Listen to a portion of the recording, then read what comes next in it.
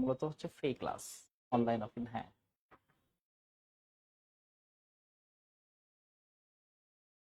সবাইকে অসংখ্য ধন্যবাদ। আজকে আমাদের একটা গুরুত্বপূর্ণ ক্লাস, যেটা হচ্ছে আপনাদের বিসিএস, তারপরে প্রাইমারি নিবন্ধন 11তম থেকে 20তম গ্রেডের জন্য খুবই বর্তমান সময়ে সমসাময়িক যে সকল ইস্যু, তার মধ্যে খুবই গুরুত্বপূর্ণ একটা টপিক, সেটা হচ্ছে আমাদের দক্ষিণ এশিয়ার যে সকল বিষয়। সেখানে আমরা টপিক সিলেক্ট করছি হচ্ছে বাংলাদেশ, ভারত, পাকিস্তান, চীন, অতীত, বর্তমান, ভবিষ্যৎ, ভূ রাজনীতি কোন দিকে যাচ্ছে। অর্থাৎ আমাদের যে দক্ষিণ এশিয়ার যে ভূ রাজনীতি বা এই যে প্রেক্ষাপট, এই অঞ্চলের যে নেতৃত্ব, সেটা কোন দিকে যাচ্ছে, সেটার আমরা অতীত, বর্তমান এবং ভবিষ্যৎ সকল বিষয় নিয়ে এখানে আলোচনা করব। তো আজকের টপিকটা খুবই গুরুত্বপূর্ণ একটা টপিক আপনাদের চাকরির জন্য, এবং পাশাপাশি হচ্ছে এই অঞ্চলের ভূ রাজনীতি অর্থাৎ জিও পলিটিক্স এটা বোঝার জন্য।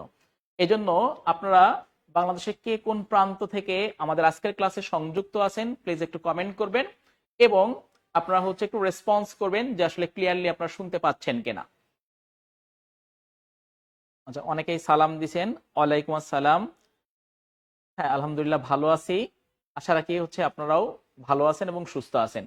প্লিজ আজকের ক্লাসটা সবাই একটু বেশি বেশি শেয়ার করবেন, যাতে করে সবাই আজকের এই গুরুত্বপূর্ণ টপিকটা হচ্ছে জানার সুযোগ পায়।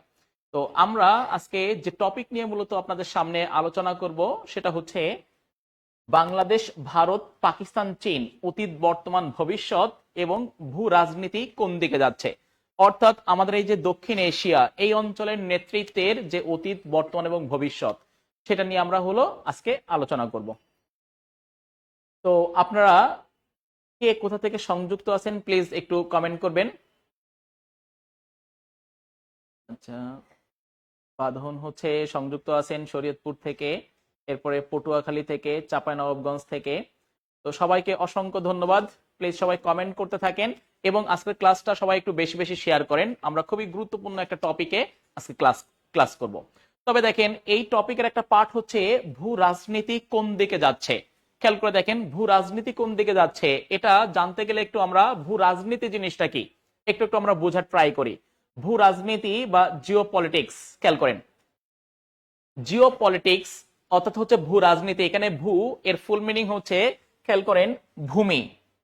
আর অর্থাৎ এই যে ভূ এর ফুল মিনিং হচ্ছে ভূমি, আর রাজনীতি কথাটা আমরা ইউজ করি মূলত দ্বন্দ্বের ক্ষেত্রে। দেখবেন যে একাধিক ফ্রেন্ড বসে আছেন, আপনাদের মাঝে খুব ভালো একটা সম্পর্ক আছে, বাট কোন একটা ইস্যু দুইজনই পেতে চাচ্ছেন বা একাধিক লোক পেতে চাচ্ছেন, তখন আপনাদের মাঝে দ্বন্দ্ব তৈরি হয়।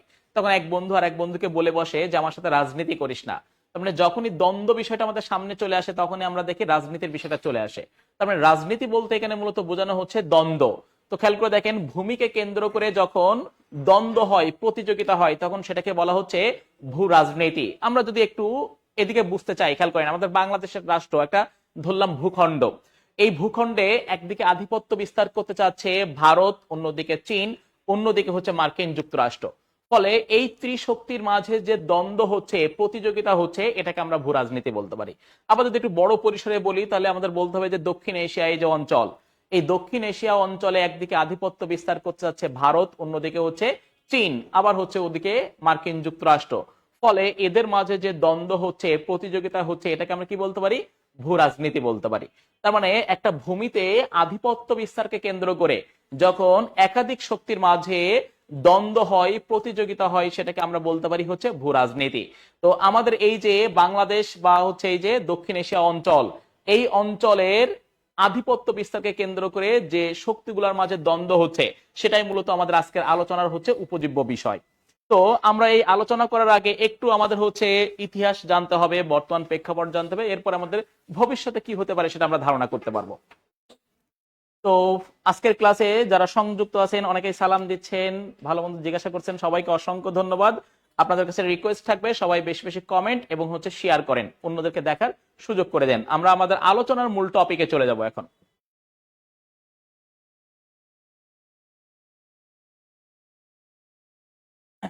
খেয়াল করেন, দক্ষিণ এশিয়া, আমরা মূলত যে দক্ষিণ এশিয়ার ভূ রাজনৈতিক প্রেক্ষাপট আলোচনা করব। তো তার আগে আমরা একটু দক্ষিণ এশিয়ার পরিচিতিটা জেনে নেই। এশিয়ার দক্ষিণে যে অঞ্চলটা অবস্থিত, সেটাকে বলা হচ্ছে দক্ষিণ এশিয়া, এবং এই দক্ষিণ এশিয়ার রাষ্ট্র হিসাবে ধরা হয় মূলত 8টা রাষ্ট্রকে। আমরা মানচিত্রে দেখতে পাচ্ছি, খেয়াল করে দেখেন, সেখানে সর্ববৃহৎ যে রাষ্ট্র এই যে দক্ষিণ এশিয়ার, তার নাম হচ্ছে ভারত। এরপরে দ্বিতীয় বৃহত্তম রাষ্ট্র হচ্ছে পাকিস্তান, তৃতীয় হচ্ছে আফগানিস্তান, চতুর্থ বৃহত্তম রাষ্ট্র হচ্ছে বাংলাদেশ, পঞ্চম বৃহত্তম রাষ্ট্র হচ্ছে নেপাল। এই বাংলাদেশ এবং নেপালের আয়তন প্রায় কাছাকাছি। একটা পরীক্ষায় আপনাদের অলরেডি কোশ্চেন চলে আসছে যে সার্কভুক্ত বা দক্ষিণ এশিয়ার কোন রাষ্ট্রটির আয়তন প্রায় বাংলাদেশের সমান। বাংলাদেশের আয়তন হচ্ছে 1,47,570 বর্গ কিলোমিটার, আর এই যে নেপালের আয়তন হচ্ছে 1,47,230 বর্গ কিলোমিটার, প্রায় কাছাকাছি। তো আমরা পঞ্চম পাইলাম হচ্ছে নেপাল, ষষ্ঠ হচ্ছে শ্রীলঙ্কা, সপ্তম হচ্ছে ভুটান, আর অষ্টম হচ্ছে মালদ্বীপ। তার মানে এই দক্ষিণ এশিয়া বা সার্কভুক্ত রাষ্ট্রগুলোর মধ্যে বৃহত্তম রাষ্ট্র হচ্ছে কোনটা? ভারত। আর সবচেয়ে ক্ষুদ্রতম রাষ্ট্র হচ্ছে কোনটা? মালদ্বীপ। আর আমরা জানি দ্বীপ রাষ্ট্র, খেয়াল করেন, যার চতুর্দিকে হচ্ছে কি থাকবে? জল দ্বারা বেষ্টিত থাকবে, সেটাকে বলা হচ্ছে দ্বীপ রাষ্ট্র। তো দক্ষিণ এশিয়ার যে রাষ্ট্রগুলো আছে তাদের মধ্যে দ্বীপ রাষ্ট্র হচ্ছে আমরা দেখতে পাচ্ছি কোনটা? শ্রীলঙ্কা, আর এখানে মালদ্বীপ। আবার খেয়াল করে দেখেন, যে রাষ্ট্রের চতুর্দিকে হচ্ছে ভূমি দ্বারা বেষ্টিত থাকে সেটাকে বলা হয় ল্যান্ডলক কান্ট্রি, স্থল বেষ্টিত দেশ। তো দক্ষিণ এশিয়া দেখেন যে রাষ্ট্রগুলো হচ্ছে ল্যান্ডলক কান্ট্রি, এখানে আমরা দেখতে পাচ্ছি আফগানিস্তান চতুর্দিকে হচ্ছে ভূমি দ্বারা বেষ্টিত, এখানে নেপাল, এখানে ভুটান। তাহলে আমরা দক্ষিণ এশিয়ায় তিনটা রাষ্ট্র দেখতে পাচ্ছি যারা হচ্ছে স্থল বেষ্টিত। যারা স্থল বেষ্টিত তার মধ্যে আমরা দেখতে পাচ্ছি আফগানিস্তান, নেপাল, আর হচ্ছে ভুটান। আচ্ছা, এবার আসেন আমরা একটু দেখি, খেয়াল করেন এই যে দক্ষিণ এশিয়া, এই দক্ষিণ এশিয়ার অধিকাংশ রাষ্ট্র আগে একটা সময় হচ্ছে কার কলোনি ছিল?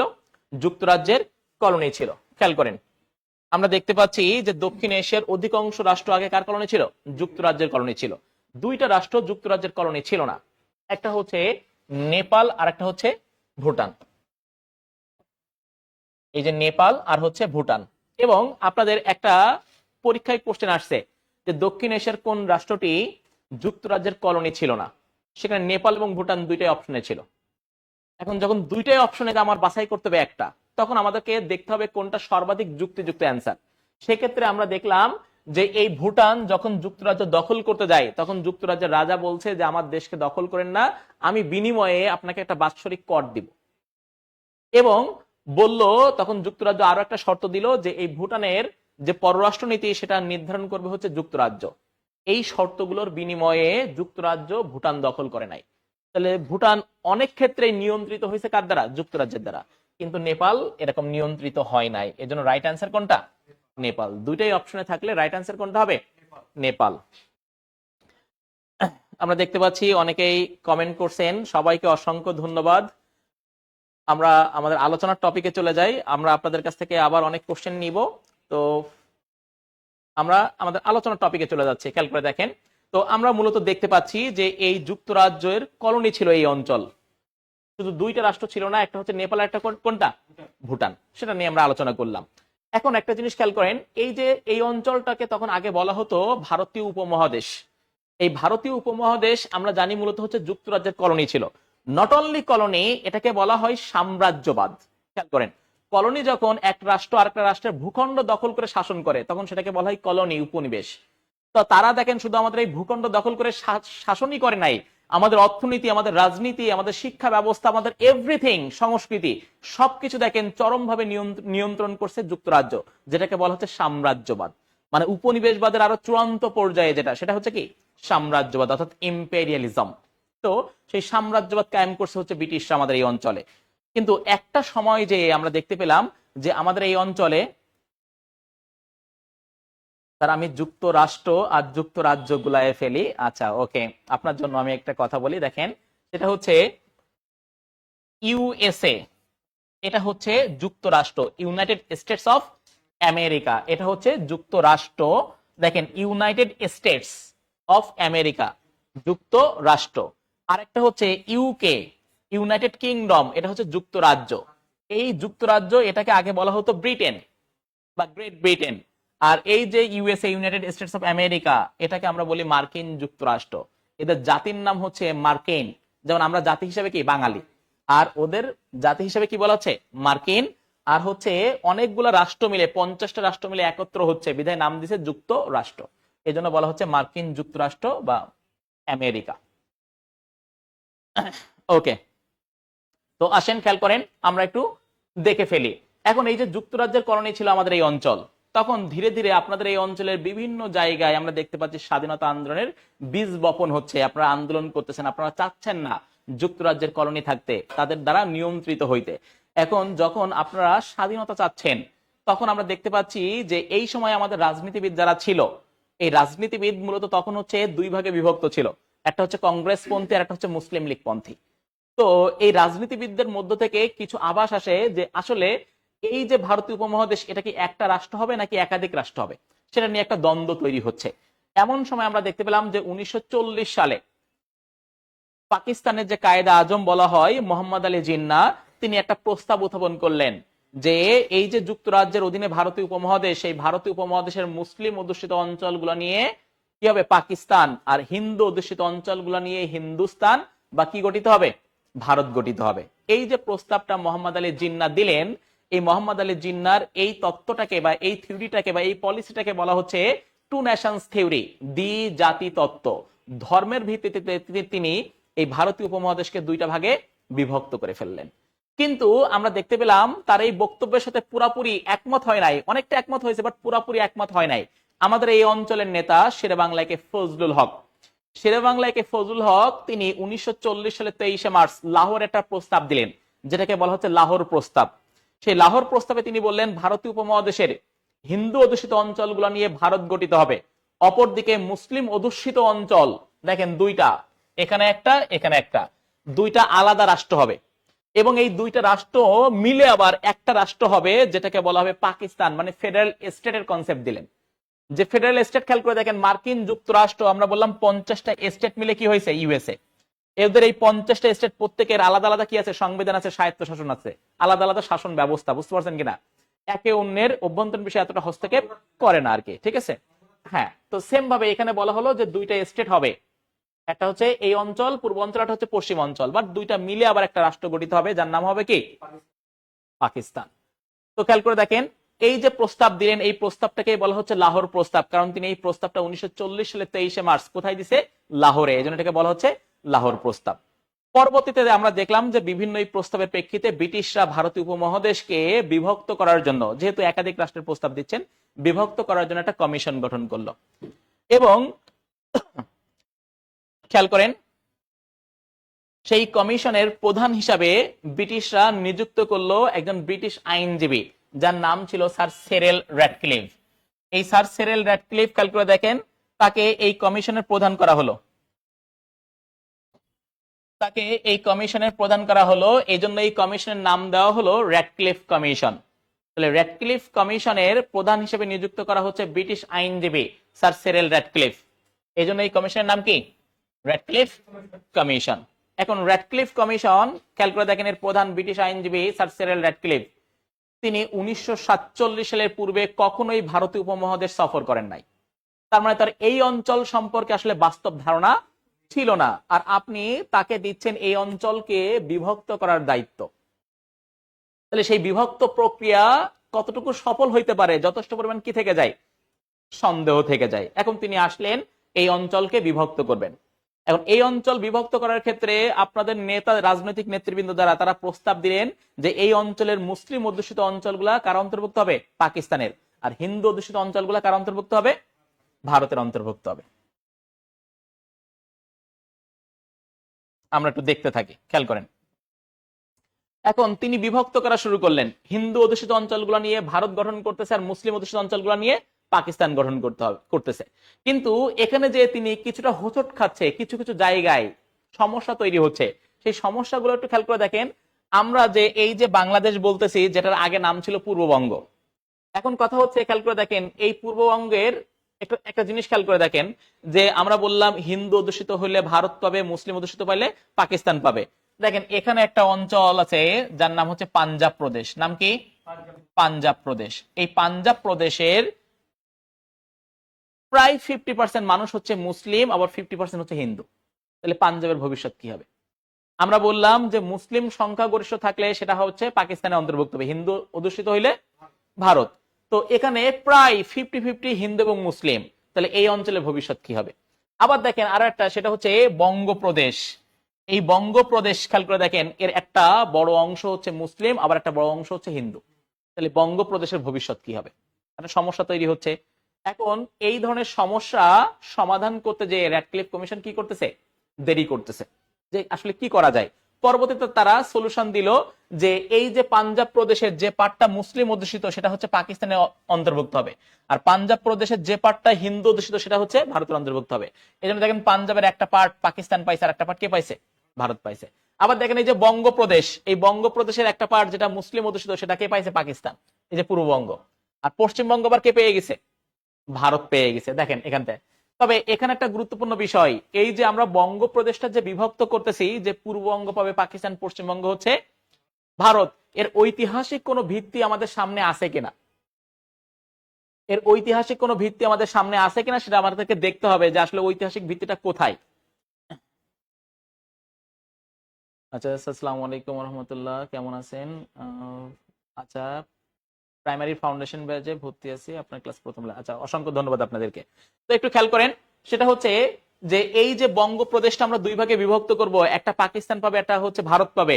তো এই বঙ্গপ্রদেশটা এই 47-এর পূর্বে কখনো বিভক্ত হয়েছে কিনা, ঐতিহাসিক নজির আমাদের সামনে আছে কিনা? অবভিয়াসলি আছে। সেটা হচ্ছে 1905 সালে বঙ্গপ্রদেশ দুই ভাগে বিভক্ত হয়েছে, যার নাম হচ্ছে বঙ্গভঙ্গ। এখন সেই বঙ্গভঙ্গের মানচিত্র অনুসারে এই বঙ্গভঙ্গ হওয়া উচিত, অর্থাৎ বঙ্গপ্রদেশে দুই ভাগে বিভক্ত হয়ে যাবে। সেই যদি আপনারা বঙ্গভঙ্গের মানচিত্র দেখেন, তাহলে দেখবেন যে এখানে যে এই অঞ্চল, এই অঞ্চলটা তখন তৎকালীন হচ্ছে পূর্ববঙ্গের অধীনে ছিল। তাহলে এই অঞ্চলটা যদি পূর্ববঙ্গের অধীনে চলে আসে, তাহলে খেয়াল করে দেখেন তো ভারতের মূল ভূখণ্ড থেকে এই যে সেভেন সিস্টার্স কি হয়ে যাচ্ছে? বিচ্ছিন্ন হয়ে যাচ্ছে। কথা বুঝতে পারছেন কিনা? এখন কথা হচ্ছে তাহলে কিভাবে সলিউশন করা হবে। এটা তো আমাদের পাওয়ার কথা, এই যে অঞ্চলটা আমাদের পাওয়ার কথা, কারণ এটা পূর্ববঙ্গের অধীনে ছিল। তাহলে এখন কি হবে? তখন ভারত বিপদে পড়ে যাচ্ছে, যে যদি সেভেন সিস্টার্স কি হয়ে যায়, পৃথক হয়ে যায়।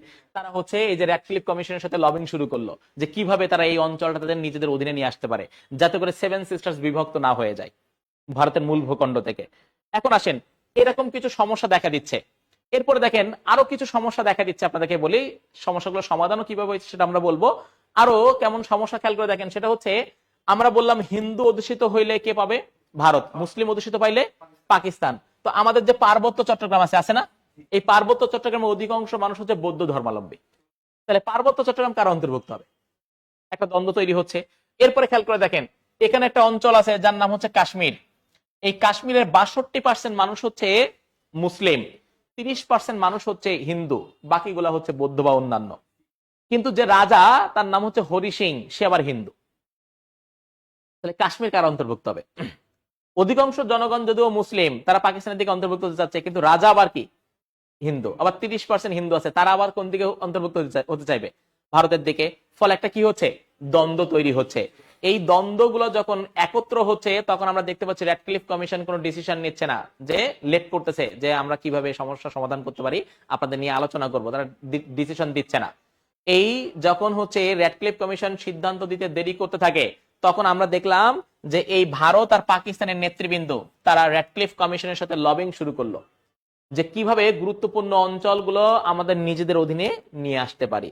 ভারত চিন্তা করছে কিভাবে লবিং করে নিজেদের অধীনে নিয়ে আসতে পারে, ওদিকে পাকিস্তান চিন্তা করছে কিভাবে লবিং এর ভিত্তিতে তারা নিতে পারে।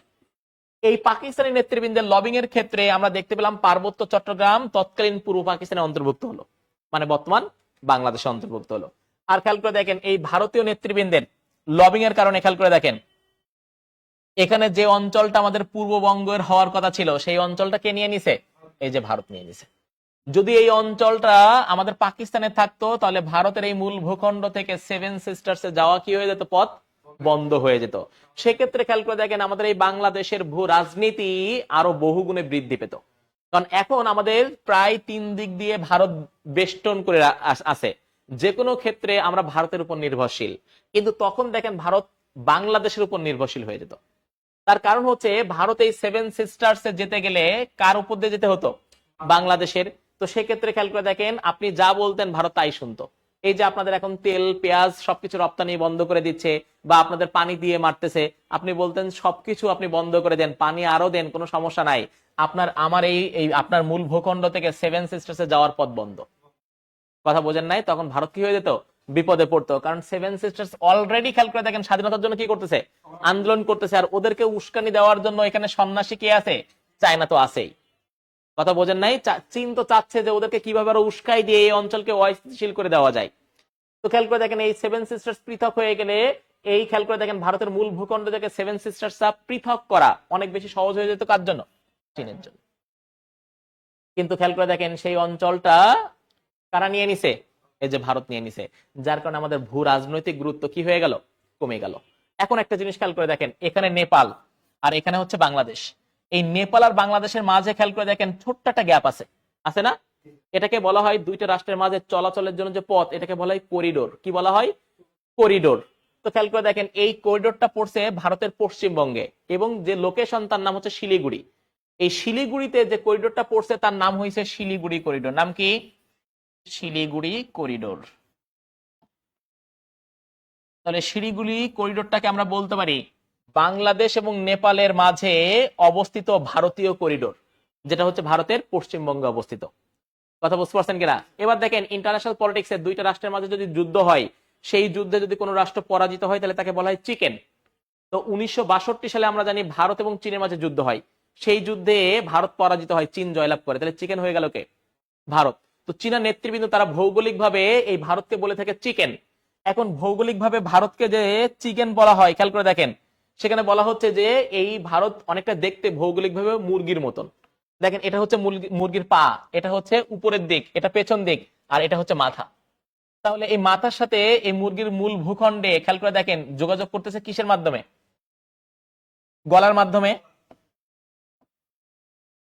খেয়াল করেন এটা মুরগির বডি, এটা হচ্ছে মাথা, আর তাহলে এটা কি হবে? গলা। এই মুরগির গলা, এটাকে বলা হয় চিকেন নেক। কি বলা হচ্ছে? Chicken neck. তাহলে শিলিগুড়ি করিডোরটার আরেকটা নাম আমরা কি পাচ্ছি? Chicken neck. তাহলে চিকেন নেক বলা হয় কোনটাকে?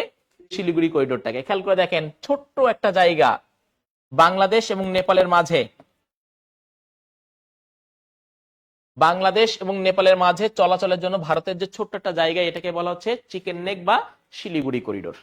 এবং খেয়াল করে দেখেন আপনার সাম্প্রতিক সময়ে আপনাদের যে প্রধান উপদেষ্টা ডক্টর মোহাম্মদ ইউনূস একটা ভাষণ দিছে, সেখানে বলছে যে এই নেপালের সাথে বাংলাদেশের একটা চুক্তির কথা, অবারিত সুযোগ আমাদের সামনে। তার কারণ হচ্ছে নেপালে একটা বিশাল কি আছে? হিমালয় পর্বত আছে। এই হিমালয় পর্বতের কারণে নেপাল যে সকল সুযোগ সুবিধা পাচ্ছে সেটা আমরা পাচ্ছি না। আবার আমাদের এখানে একটা বিশাল সমুদ্র আছে, এই সমুদ্র থাকার কারণে আমরা যে সুযোগ সুবিধা পাচ্ছি সেটা নেপাল পাচ্ছে না, কারণ নেপাল হচ্ছে ল্যান্ডলক কান্ট্রি। তো আমরা যদি বিনিময় করি, খেয়াল করে দেখেন সেটা হচ্ছে আমাদের সমুদ্রের সুবিধা তাদেরকে আমরা দিব, আর তারা হিমালয়ের সুবিধা আমাদেরকে দিবে। কথা বোঝেন নাই? তাহলে দুইটা রাষ্ট্রই কি হয়ে যাচ্ছে? সমৃদ্ধ হয়ে যাচ্ছে একটা চুক্তির মাধ্যমে। জাস্ট বাধা হচ্ছে কে? ভারত। বাধা হচ্ছে কে? Chicken neck. বিষয়টা খুব ভালো লাগছে ডক্টর মোহাম্মদ ইউনূসের এই যে ডিপ্লোম্যাটিক কথাটা, বুঝতে পারছেন কিনা? তো এই যে শিলিগুড়ি করিডোর, তার একটা নাম আমরা কি বললাম? চিকেন নেক, সেটা আমরা দেখলাম। এবার খেয়াল করেন এই চিকেন নেক পার হইলেই, খেয়াল করে দেখেন চিকেন নেক পার হলেই এখানে ভারতের একটা অঙ্গরাজ্য আছে যার নাম হচ্ছে সিকিম। নাম কি? সিকিম। এই সিকিম আগে কিন্তু একটা স্বাধীন রাষ্ট্র ছিল, কিন্তু সিকিমের অভ্যন্তরীণ পরিস্থিতি ধীরে ধীরে আমরা দেখতে পাচ্ছি যে রাজতন্ত্র থাকার কারণে অভ্যন্তরীণ পরিস্থিতি অনেক বেশি জটিল হতে থাকে, কমপ্লেক্স হতে থাকে, দ্বন্দ্ব তৈরি হতে থাকে বিভিন্ন গ্রুপের মাঝে। এবং সেই দ্বন্দ্বের সুযোগে আমরা দেখতে পেলাম যে 1975 সাল নাগাদ ভারত সেখানে হস্তক্ষেপ করে ভারত সিকিম রাষ্ট্রটা কি করে নিছে? দখল করে নিছে। কথা বুঝতে পারছেন কিনা? তাহলে এইটার কারণে আমরা দেখতে পেলাম যে ভারতের ভূ রাজনৈতিক গুরুত্ব আরেকটু কি হয়েছে? বৃদ্ধি পাইছে। এই সিকিমের পরে আমরা দেখতে পাচ্ছি যে দেশটার নাম কি? ভুটান। এখন খেয়াল করেন এখানে বাংলাদেশ, খেয়াল করে দেখেন, আর এখানে হচ্ছে ভুটান। মাঝখান দিয়ে অল্প হচ্ছে ভারতের চলাচলের পথ, যেটা দিয়ে সেভেন সিস্টার্সে যাচ্ছে। তো খেয়াল করে দেখেন এখানে যে জায়গা ভুটানের, এই জায়গার নাম হচ্ছে ডোকলাম। জায়গার নাম কি? ডোকলাম। এই ডোকলামকে বলা হয় ভ্যালি বা উপত্যকা। প্রতিটা বিষয় বোঝার ট্রাই করেন। খেয়াল করেন এটা ডোকলামটাকে কি বলা হচ্ছে? উপত্যকা। ভ্যালি বা উপত্যকা বলা হচ্ছে মূলত দুইটা পর্বতের মধ্যবর্তী যে সমতল বা অসমতল ভূমি, সেটাকে বলা হয় ভ্যালি বা উপত্যকা। কথা বুঝতে পারছেন কিনা? যেমন আমাদের আছে Sangu valley, Sajek valley, Napitkhali valley, অনেকগুলো ভ্যালি আছে। তো এখানে আমরা একটা দেখতে পাচ্ছি ভুটানের একটা ভ্যালি আছে যার নাম হচ্ছে ডোকলাম উপত্যকা বা ডোকলাম ভ্যালি। খেয়াল করে দেখেন এই ডোকলাম হচ্ছে এখানে, ডোকলামের পাশে ভারত, তার পরপরই হচ্ছে বাংলাদেশ। ভারতের ছোট্ট একটা জায়গা আছে। তো এই চীন চাচ্ছে যে ডোকলামটাকে ভুটানের কাছ থেকে নিয়ে নিতে। এই জন্য এই চীন এই ভুটানকে বারবার অফার দিচ্ছে যে তোমার ডোকলাম এটা তো অনুর্বর জায়গা, তেমন কিছু উৎপাদন হয় না, তুমি ডোকলামটা আমাকে দাও, আমি 3 গুণ জায়গা তোমাকে দিব। কথা বোঝেন নাই? অনুর্বর জায়গা, উৎপাদন হয় না, কিন্তু ভুটানের ডোকলাম কার কাছে গুরুত্ব বেশি?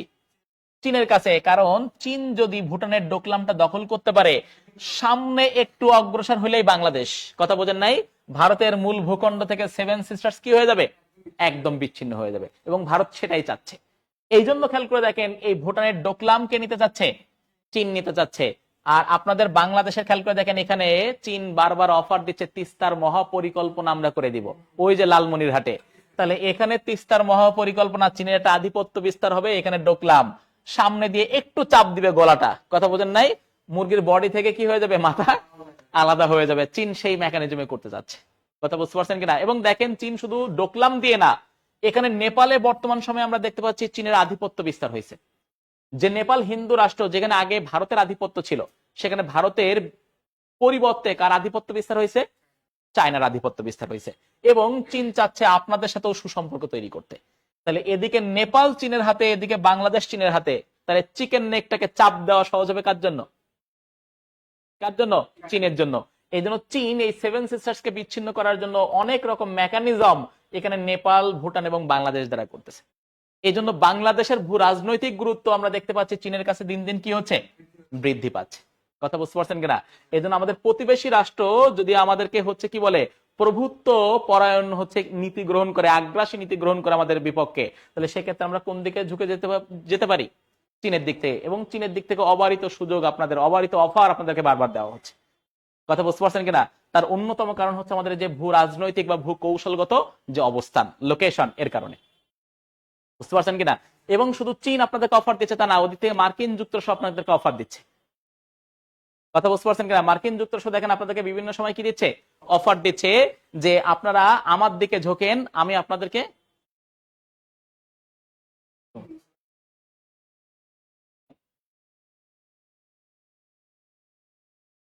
ঘুমটা কোথা থেকে, আচ্ছা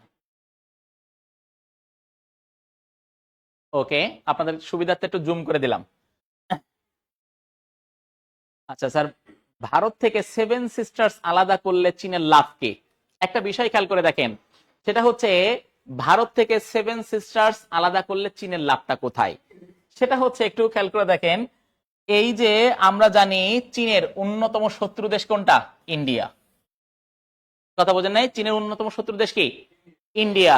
তাহলে খেয়াল করে দেখেন, এই যে ভারতের সেভেন সিস্টার যদি পৃথক হয়ে যায়, তাহলে ক্ষতিগ্রস্ত হবে কোন কোন দেশ, ভারত ক্ষতিগ্রস্ত হবে। তাহলে ভারত ক্ষতিগ্রস্ত হইলে এটা লাভ কার জন্য, চায়নার জন্য। যেমনটা দেখেন আপনাদের মুক্তিযুদ্ধের সময় পাকিস্তান থেকে, মানে পশ্চিম পাকিস্তান থেকে পূর্ব পাকিস্তানকে বিভক্ত করার জন্য কে সহযোগিতা করছে, আমার কথা বোঝেন নাই, ভারতের। কেন, কারণ পাকিস্তান ক্ষতিগ্রস্ত হবে, কথা বুঝতে পারছেন কেন। এই জন্য ইন্টারন্যাশনাল পলিটিক্সে একটা থিওরি আছে, যেটার মূল মূল কথা হচ্ছে শত্রু শত্রু কি হবে, বন্ধু হবে, শত্রু শত্রু কি হবে, বন্ধু হবে, কথা বুঝতে পারছেন কিনা। যেমন খেয়াল করে দেখেন, এই অঞ্চলের রাজনীতিতে আমরা দেখতে পাচ্ছি চীন সবসময় সাপোর্ট করতেছে পাকিস্তানকে, পাকিস্তান সবসময় সাপোর্ট করতেছে কাকে, চীনকে।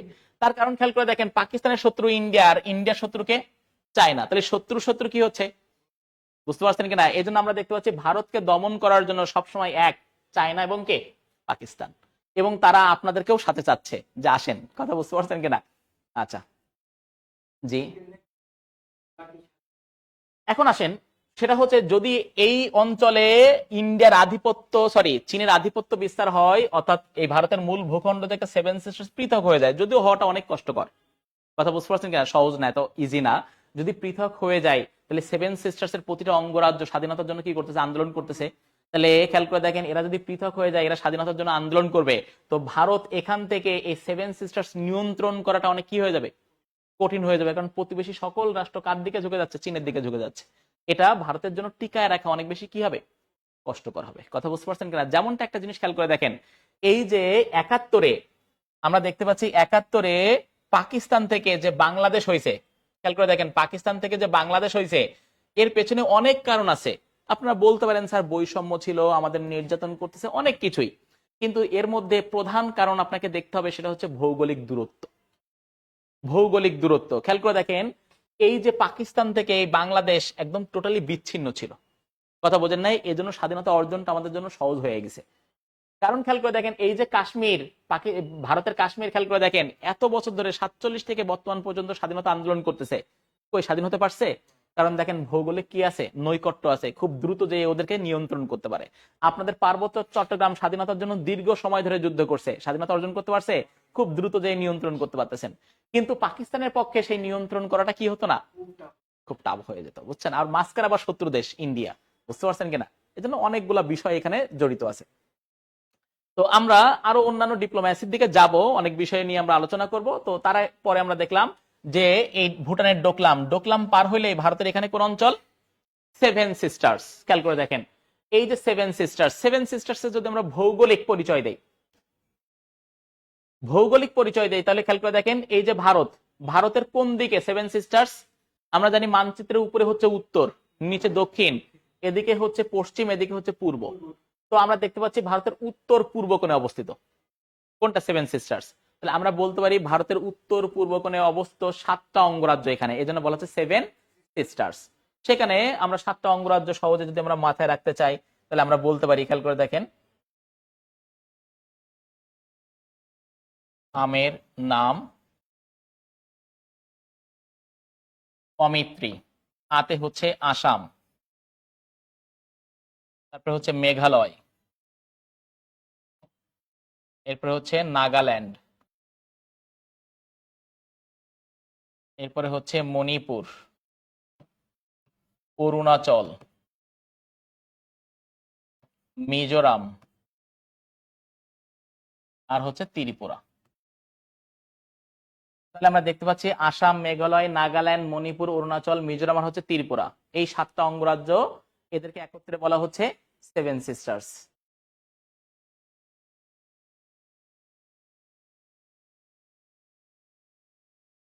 তো এই 7টা অঙ্গরাজ্যের মধ্যে খেয়াল করে দেখেন, এখানে একটা অঙ্গরাজ্য আছে যার নাম হচ্ছে মণিপুর। এই যে মণিপুর অঙ্গরাজ্য প্রথমবারের মতন যখন ভারতের প্রথম প্রধানমন্ত্রী জওহরলাল নেহরু ভ্রমণ করে এই অঞ্চল, তখন এই মণিপুরের প্রাকৃতিক সম্পদ ও সৌন্দর্যে মুগ্ধ হয়ে মণিপুরকে নাম দেন ভারতের রত্ন। তাহলে ভারতের রত্ন বলা হয় কোন অঞ্চলকে, মণিপুরকে। তো এটা হচ্ছে সেভেন সিস্টার্স।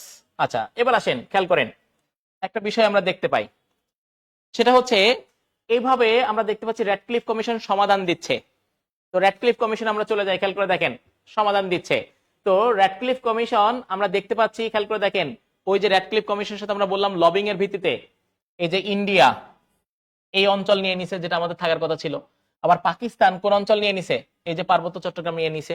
এখন একটা জিনিস খেয়াল করে দেখেন, এই যে র্যাডক্লিফ কমিশনের সাথে মূলত ভারত এবং পাকিস্তানের নেতৃবৃন্দে অনেক লবিং করে তারা তাদের স্বার্থ উদ্ধার করছে, কিন্তু তৎকালীন সময়ে আমাদের পূর্ব পাকিস্তানের দেখেন তেমন কোন নেতৃবৃন্দ ছিল না। এজন্য আমরা অনেক দিক থেকে কি হয়েছি, বঞ্চিত হয়েছি। গুরুত্বপূর্ণ অনেক অঞ্চল আমাদের কাছ থেকে নিয়ে নিছে, ভারত নিয়ে নিছে।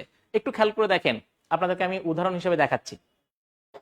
আপনারা যদি কেউ সিলেটের জাফলং এ যান, দেখতে পাবেন যে বিশাল বিশাল পাহাড় সব ভারতের অধীনে, আর ছোটখাটো যত মাটির টিলা সব আপনাদের অধীনে। আপনারা এটা দেখেন, খেয়াল করেন, আমি আপনাদেরকে উদাহরণ দিচ্ছি, পার্বত্য চট্টগ্রাম, রাঙ্গামাটি, বান্দরবন, খাগড়াছড়ি সীমান্তবর্তী এলাকা যদি আপনারা কেউ ঘুরে থাকেন, সিলেটের জাফলং, নেত্রকোনার বিরিশরি, তাহলে দেখতে পাবেন যে বিশাল বিশাল পাহাড়, প্রাকৃতিক সম্পদ সমৃদ্ধ পাহাড়, অধিকাংশ সব ভারতের অধীনে, আর ছোটখাটো মাটির টিলা সব হচ্ছে আমাদের অধীনে। একটু খেয়াল করে দেখেন, দেখবেন বাংলাদেশের মানচিত্র চরম পরিমাণ আঁকাবাঁকা, আঁকাবাঁকা না, দেখবেন যে এখানে বিশাল পাহাড়, আবার এখানে ছোটখাটো মাটির টিলা, কাজের না, কিন্তু এই বিশাল মাটির পাহাড়, এই প্রাকৃতিক সম্পদ সমৃদ্ধ পাহাড়, এটা খুব কাজের। দেখবেন বাংলাদেশের মানচিত্র এই হইতে হইতে হইতে এদিক থেকে ঘুরে গেছে হঠাৎ করে, কথা বোঝেন নাই, এটা হচ্ছে ভারতের অধীনে চলে গেছে, আর ছোটখাটো মাটির টিলা হচ্ছে আমাদের অধীনে চলে আসছে। কথা বুঝতে পারছেন কিনা। আমরা অনেক দিক থেকে বঞ্চিত হয়েছি, কারণ তখন আমাদের ওই বড় মাপের কোন নেতৃবৃন্দ ছিল না যারা র্যাডক্লিফ কমিশন এদের সাথে হচ্ছে লবিং করবে, বুঝতে পারছেন কিনা। পাকিস্তানের ছিল কিছু, ভারতেরও আরো অনেক বেশি ছিল। আচ্ছা, এখন আসেন, খেয়াল করেন, আমরা একটু মূল বিষয়ে চলে যাই। এই অঞ্চল নিয়ে আলোচনা করলাম, এখন আমরা একটু কাশ্মীর নিয়ে আলোচনা করব।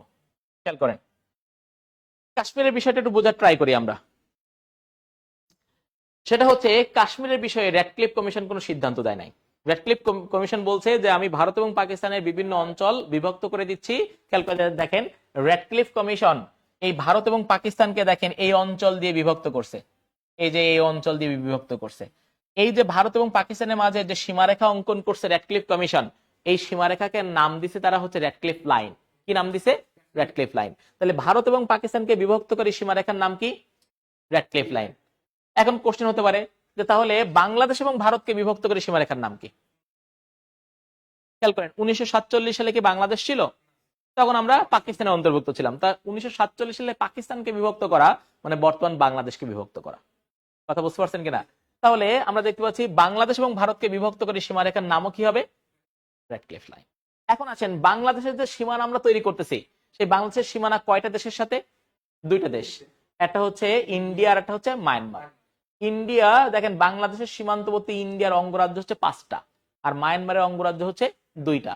একটা এখান থেকে যার নাম হচ্ছে চীন, আর একটা এখান থেকে এই অঙ্গরাজ্য যার নাম হচ্ছে রাখাইন। তাহলে বাংলাদেশের সীমান্তবর্তী মায়ানমারের অঙ্গরাজ্য কয়টা? 2টা, একটা হচ্ছে চীন আর একটা হচ্ছে রাখাইন। এসি এসি আচ্ছা, তাহলে দেখেন এখন খেয়াল করেন, তাহলে আমরা যদি বাংলাদেশের সীমানা অঙ্কন করি, রেডক্লিফ কমিশন যদি এই সীমানা অঙ্কন করে, তাহলে দেখেন তো বাংলাদেশ থেকে মায়ানমারকে পৃথক তারা করতেছে কিনা? তাহলে বাংলাদেশ এবং মায়ানমারকে পৃথককারী সীমারেখাও তৈরি করছে কারা? Radcliffe commission. তাহলে বাংলাদেশ এবং মায়ানমারকে পৃথককারী সীমারেখার নামও কি হবে? Radcliffe line. তাহলে খেয়াল করে দেখেন একটা বিষয়, রেডক্লিফ লাইন কাদেরকে বিভক্ত করতেছে? ভারত পাকিস্তান, ভারত বাংলাদেশ, বাংলাদেশ মায়ানমার।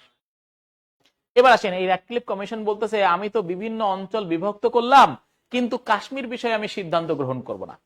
কাশ্মীরের বিষয়ে সিদ্ধান্ত গ্রহণের দায়িত্ব আমরা অর্পণ করলাম কাশ্মীরের জনগণ এবং রাজার উপরে। কথা বুঝতে পারছেন কিনা? এখন রাজা আর জনগণের উপরে কাশ্মীরের দায়িত্ব পড়ছে। কাশ্মীরের অধিকাংশ জনগণ হচ্ছে মুসলিম। এই মুসলমানদের মধ্যে বড় একটা অংশ তারা চাচ্ছে যে কাশ্মীর স্বাধীন হোক, আবার একটা অংশ তারা চাচ্ছে হচ্ছে কাশ্মীর পাকিস্তানের অন্তর্ভুক্ত হোক, হিন্দুরা চাচ্ছে ভারতের অন্তর্ভুক্ত হোক। আর রাজা পড়ে গেছে বিপদে। রাজার মন হচ্ছে কোন দিকে? ভারতের দিকে, কিন্তু জনগণ অধিকাংশ কোন দিকে? পাকিস্তানের দিকে। সে বিপদে পড়ে যাচ্ছে যে আসলে কোন দিকে যাবে। এই যে রাজা হরি সিং, তার পুত্র ছিল করণ সিং। এই পুত্র করণ সিং হরি সিংকে পরামর্শ দিল যে বাবা, আমরা অধিকাংশ জনগণের মতামত উপেক্ষা করে ভারতে যোগদান করতে পারবো না, সেটা আমাদের সমস্যা আরো বাড়াই দিবে। আমরা একটা কাজ করতে পারি, আমরা ভারতের অন্তর্ভুক্ত হবো না, পাকিস্তানের অন্তর্ভুক্ত হবো না, আমরা একটা স্বাধীন অঞ্চল হবো। কথা বুঝতে পারছেন কিনা? এখন তারা চিন্তা করতেছে এই কাশ্মীর কি হবে? স্বাধীন অঞ্চল হবে। খেয়াল করেন, কাশ্মীর কি হবে? স্বাধীন অঞ্চল হবে। কিন্তু কাশ্মীর একই সাথে তারা ঘোষণা দিচ্ছে তারা স্বাধীন অঞ্চল হবে, কিন্তু ভেতরে ভেতরে আবার কাশ্মীরের রাজারা লবিং করতেছে কার সাথে? ইন্ডিয়ার সাথে।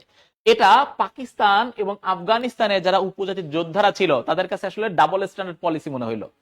একবার বলতেছে স্বাধীন, আবার কার দিকে ঝুঁকতেছে? ভারতের দিকে, ইন্ডিয়ার দিকে। তখন আমরা দেখতে পেলাম যে পাকিস্তান এবং এই যে আফগানিস্তানের উপজাতি যোদ্ধা এই অঞ্চল থেকে তারা হঠাৎ করে আক্রমণ করে বসলো কোথায়? কাশ্মীরে। যখনই কাশ্মীরে আক্রমণ করছে, তখন এই যে কাশ্মীরের রাজা হরি সিং সে কোথায় চলে আসছে? ভারতে। খেয়াল করে দেখেন, হরি সিং কাশ্মীরের রাজা, সে আর ভারতের তৎকালীন প্রধানমন্ত্রীকে জওহরলাল নেহেরু, দুইজন সাক্ষাতে বসলো যে আমরা কিভাবে এই সমস্যা সমাধান করতে পারি। সেক্ষেত্রে হরি সিং তাকে প্রস্তাব দিল নেহেরুকে যে আপনি আমার এই কাশ্মীরকে নিরাপত্তার জন্য আপনার সেনাবাহিনী প্রেরণ করেন। তখন নেহেরু বলতেছে আমার সেনাবাহিনী যে আপনার ওখানে প্রেরণ করবো, আমার দেশের স্বার্থ কোথায়? আপনি কাশ্মীর আমাদের পক্ষে যোগদান করেন, ভারতে যোগদান করেন, আপনার সকল নিরাপত্তার দায়িত্ব আমাদের। তখন হরি সিং বলল যে ঠিক আছে, আমি ভারতের পক্ষে যোগদান করব, কিন্তু আমাদের কিছু শর্ত আছে। শর্তগুলো হচ্ছে, এই কাশ্মীর যেহেতু একটা স্বতন্ত্র অঞ্চল ছিল, এই ভারতীয় সুপ্রিম কোর্টের কোন রায় কাশ্মীর অঞ্চলের জন্য প্রযোজ্য হবে না। ভারতের কোন অঞ্চলের কোন যুবক কখনোই কাশ্মীরে জমি ক্রয় করতে পারবে না। কাশ্মীরের জমি শুধু কাশ্মীরদের কাছে সীমাবদ্ধ থাকবে। কথা বুঝতে পারছেন কিনা? এমনকি ভারতের কোন যুবক যদি কাশ্মীরে বিবাহ করে, তাহলে উত্তরাধিকার সূত্রে যে জমি পাইতো সেটা থেকেও কি হবে? বঞ্চিত হবে। এইরকম কিছু কিছু শর্ত এই হরি সিং যুক্ত করলো কাশ্মীরের ক্ষেত্রে। তখন এই জওহরলাল নেহেরু শর্তগুলো মেনে নিল, এবং শর্ত মেনে নিয়ে 1950 সালে এই ভারত তার সংবিধান প্রণয়ন করলো, যেটাকে বলা হচ্ছে ভারতীয় প্রজাতন্ত্র প্রতিষ্ঠা। সেই সংবিধানে 370 নং অনুচ্ছেদে এবং 35-এর ক নং অনুচ্ছেদে এই কাশ্মীরের জনগণের যে সকল শর্তগুলা ছিল সেগুলা মেনে নিয়ে তারা এখানে অন্তর্ভুক্ত করলো। তাহলে কাশ্মীরের জনগণকে যে বিশেষ অধিকার দেওয়া হচ্ছে, এটা সংবিধানের কত নম্বর অনুচ্ছেদে লিপিবদ্ধ ছিল? 370 এবং 35-এর ক, যেগুলোকে বলা হয় কাশ্মীরের জনগণের বিশেষ অধিকার, স্পেশাল স্ট্যাটাস। কাদের? কাশ্মীরের। এটা ভারতের অন্য কোনো অঙ্গরাজ্যের ক্ষেত্রে প্রযোজ্য হবে না। খেয়াল করেন, কিন্তু আমরা দেখলাম যে এই যে নরেন্দ্র মোদী সরকার, বিজেপি গভর্নমেন্ট, এরা ক্ষমতায় এসে 2019 সালে এই কাশ্মীরের 2টা অনুচ্ছেদ কি করে দিল? বাতিল করে দিল। তাহলে কাশ্মীরের জনগণের যে বিশেষ অধিকার বা প্রতিশ্রুতি দিয়েছিল সেগুলো কি এখন আছে? নাই। তাহলে কাশ্মীরের জনগণের যে বিশেষ অধিকার তারা ফেরত পাওয়ার জন্য এখন আন্দোলন করতেছে কার বিপক্ষে? ভারতের বিপক্ষে। কথা বুঝতে পারছেন কিনা? তাহলে বর্তমানে কাশ্মীরের জনগণ যে আন্দোলন করতেছে বা দ্বন্দ্বটা কি জন্য, বুঝতে পারছেন? ক্লিয়ার? আচ্ছা, এখন আসেন হিস্ট্রিতে চলে যাই আমরা। সেটা হচ্ছে এই শর্ত মেনে নিয়ে কাশ্মীর আমরা দেখতে পেলাম কার পক্ষে যোগদান করলো? ইন্ডিয়ার পক্ষে যোগদান করলো। এবং এই কাশ্মীরের নিরাপত্তার জন্য ইন্ডিয়া এখান থেকে সরাসরি সেনাবাহিনী পাঠাইল। কোথায়? কাশ্মীর, কারণ কাশ্মীর এখন তাদের অন্তর্ভুক্ত। এখন যখনই ইন্ডিয়া তার সেনাবাহিনী প্রেরণ করছে, ওই যে কাশ্মীরে যারা স্বাধীন চেতা যুবক ছিল, যারা চাচ্ছিল স্বাধীন হবে বা পাকিস্তানের পক্ষে যাবে, তারা কি এটা মেনে নিবে? না। তারা হচ্ছে এই ভারতীয় সৈন্যদের বিরুদ্ধে যুদ্ধ শুরু করলো। আর সেই সকল যুবকদেরকে সহযোগিতা করার জন্য পাকিস্তান এখান থেকে কি পাঠাইলো? সেনাবাহিনী পাঠাইলো। কথা বোঝেন নাই? তাহলে কাশ্মীরকে কেন্দ্র করে ভারত এবং পাকিস্তানের সেনাবাহিনী এখন এখানে কি হলো? যুদ্ধে লিপ্ত হলো।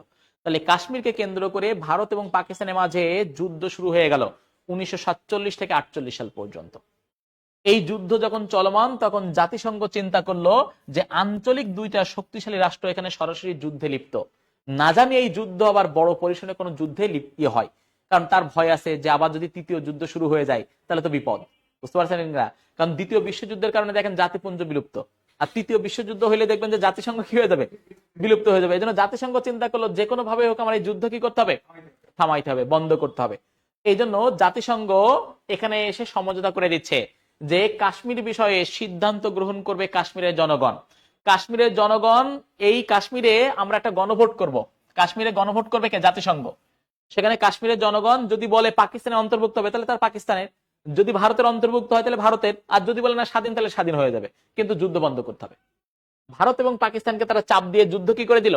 বন্ধ করে দিল, যে কাশ্মীরের বিষয়ে সিদ্ধান্ত গ্রহণ করবে জাতিসংঘ গণভোটের মাধ্যমে।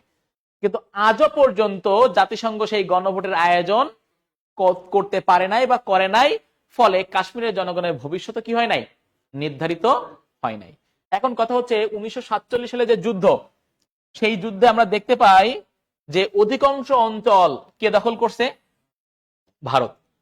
আর ভারতের থেকে কম দখল করছে কে? পাকিস্তান।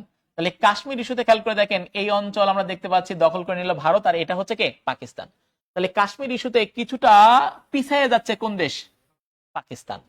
এখন পাকিস্তান চিন্তা করছে, আচ্ছা আপনাদের সকল কমেন্ট পড়বো, আমি একটু টপিকের মধ্যে ঢুকছি, তো টপিক গুলা শেষ না করলে তো আসলে ইয়ে হবে। তাহলে মোদী সরকার সংবিধান লঙ্ঘন করছে। সংবিধান সে হচ্ছে আসলে কি বলে, যে অনুচ্ছেদ বাতিল করছে সে পাশ করে বাতিল করছে, তার কাছে লিগাল ছিল। কিন্তু আসলে একটা বিষয় হচ্ছে আপনাদের দেশেও তো সংবিধানের থেকে তত্ত্বাবধায়ক সরকার আপনারা তুলে দিচ্ছেন না, কিন্তু জনগণের আকাঙ্ক্ষা তো আমাকে বুঝতে হবে। আমার তো কাশ্মীর অঞ্চলকে এই যে হচ্ছে একতাবদ্ধ করছিল ভারত, সেখানে কাশ্মীরের জনগণের আকাঙ্ক্ষা বুঝে করছিল। কিছুটা ক্ষেত্রে জনগণের আকাঙ্ক্ষা বুঝে করছে বলাটা ভুল হবে, রাজার আকাঙ্ক্ষা। কথা বুঝতে পারছেন কিনা এটা? আচ্ছা, সে বিষয়ে আমরা যাব, পরবর্তীতে যাব।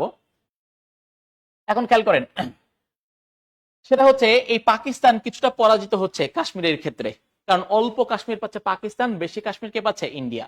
এই জন্য পাকিস্তান চিন্তা করলো কাশ্মীর ইস্যুতে আমাকে ভারতকে পরাজিত করা দরকার। কিন্তু অর্থনৈতিক, সামরিক সকল শক্তির দিক থেকে আগায় আছে কোন দেশ? ভারত। পিছিয়ে আছে কে? পাকিস্তান। এই জন্য একটা দেশ অপর শত্রু রাষ্ট্রকে পরাজিত করার জন্য সবসময় যে ডিপ্লোম্যাসি অনুসরণ করে সেটা হচ্ছে পিং পং ডিপ্লোম্যাসি, যার মূল বক্তব্য হচ্ছে শত্রু শত্রু কি হবে? বন্ধু হবে। তো এখানে পাকিস্তান চিন্তা করলো আমার শত্রু দেশ কোনটা? ইন্ডিয়া। আর ইন্ডিয়ার শত্রু হচ্ছে কোনটা? চায়না। তাহলে শত্রু শত্রু কি হবে? বন্ধু হবে। তাহলে পাকিস্তানের কে বন্ধু কে হবে? চায়না হচ্ছে পাকিস্তানের বন্ধু হবে। এবং এই শত্রু শত্রু বন্ধু এর উদাহরণ আমরা আরো দিব পরবর্তীতে। খেয়াল করেন, শত্রু শত্রু বন্ধু হচ্ছে, তাহলে পাকিস্তানের শত্রু ইন্ডিয়া, ইন্ডিয়ার শত্রু চায়না, তাহলে পাকিস্তানের বন্ধু কি হবে? চায়না। তাহলে কাশ্মীর ইস্যুতে পাকিস্তানকে সহযোগিতা করবে কোন দেশ? চায়না। কিন্তু চায়না কি স্বার্থ ছাড়া সহযোগিতা করবে? কখনোই কোনো দেশ স্বার্থ ছাড়া কোনো কিছুই করে না। এই জন্য পাকিস্তান যে কাশ্মীরটা দখল করে রাখছিল, খেয়াল করে দেখেন এখান থেকে সেই কাশ্মীরের ছোট্ট একটা অংশ সে কাকে দিয়ে দিল? চীনকে দিয়ে দিল। তখন চীন বুঝতে পারলো যে ভূ রাজনৈতিক দিক থেকে কাশ্মীর কতটুকু গুরুত্বপূর্ণ, কতটুকু গুরুত্বপূর্ণ। এই জন্য তারা চিন্তা করলো যে আমাকে আরো কাশ্মীর কি করতে হবে? দখল করতে হবে। তো চীন তো দেখলো যে পাকিস্তান না চাওয়া সত্ত্বেও দিয়ে দিছে, কথা বোঝেন নাই? তাহলে এখন কার কাশ্মীর দখল করতে হবে? কারটা? ভারতের, কারণ চীনের শত্রু হচ্ছে ভারত। এই জন্য 1962 সালে আমরা দেখতে পাই চীন ভারতীয় কাশ্মীরে আক্রমণ করে এই যে অঞ্চল, এই অঞ্চলটা দখল করে নিছে। কথা বুঝতে পারছেন কিনা? তাহলে কাশ্মীরে খেয়াল করে দেখেন, একটা বিশাল অংশ আমরা দেখতে পাচ্ছি ভারতের অধীনে। ভারতের অধীনে হচ্ছে 43%, পাকিস্তানের অধীনে হচ্ছে 37%, আর চীনের অধীনে হচ্ছে কত পার্সেন্ট? 20%। তাহলে বর্তমানে কাশ্মীর কয় ভাগে বিভক্ত? 3 ভাগে। সবচেয়ে বেশি হচ্ছে ভারত, তারপরে হচ্ছে কার? পাকিস্তান, আর কিছু হচ্ছে চায়না। এটা হচ্ছে মূল কাশ্মীরের যে পলিটিক্স, সেটা হচ্ছে এটা। তাহলে আমরা যে কাশ্মীর বিষয়ে দেখতেছি দ্বন্দ্ব, শুধু কি ভারত আর পাকিস্তান? ভারতের সাথে কারো দ্বন্দ্ব আছে? চায়নার দ্বন্দ্ব আছে। এবং সেগুলো কিভাবে হয়েছে না হয়েছে সেগুলো আমরা পরবর্তীতে আলোচনা করব আরো বিভিন্ন ইস্যে। আমি একটু দেখি আপনাদের হচ্ছে কমেন্ট গুলো একটু দেখে নেই, তারপর আমরা আবার আলোচনায় চলে যাব। তো আপনারা যারা হচ্ছে ক্লাসে, আজকের ক্লাসে সংযুক্ত আছেন, একটু বেশি বেশি শেয়ার করতে হবে প্লিজ। সবাই একটু ক্লাসটা বেশি বেশি শেয়ার করেন, যাতে অন্যরা হচ্ছে দেখার সুযোগ পায়। ঠিক আছে? আচ্ছা,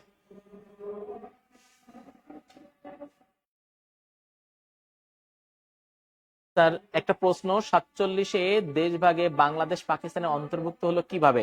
সেটা তো আমি শুরুতেই বলছি, যে ওই যে দ্বি-জাতি তত্ত্ব দিছে মোহাম্মদ আলী জিন্না 1940 সালে, সেখানে বলা হয়েছে যে ভারতীয় উপমহাদেশের মুসলিম অধ্যুষিত অঞ্চলগুলো নিয়ে পাকিস্তান গঠিত হবে।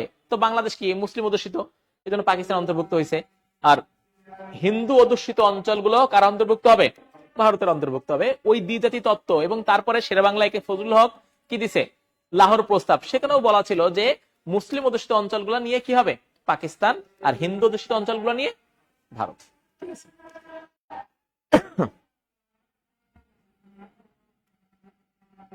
ওকে, সবাইকে অসংখ্য ধন্যবাদ। তবে আপনাদের কাছে রিকোয়েস্ট হচ্ছে সবাই আজকে ক্লাসটা একটু বেশি বেশি শেয়ার করতে হবে। আপনাদের সকল কোশ্চেনের অ্যান্সার আমরা আবার দ্বিতীয় দফায় দিব। প্রথম দফায় তো দিলাম, আবার দ্বিতীয় দফায় দিব। তবে একটু সবাই ক্লাসটা বেশি বেশি কি করেন? শেয়ার করেন। ঠিক আছে? এবং শেয়ার করে আপনারা ডান লিখবেন। যারা যারা শেয়ার করবেন তারা যারা ডান লিখবেন, আমি দেখবো যে আপনারা কারা শেয়ার করতেছেন। স্যার ক্লাসের পিডিএফ, হ্যাঁ ক্লাসের পিডিএফ আপনাদের লিংকে দিয়ে দিবে। ঠিক আছে? আচ্ছা, ওকে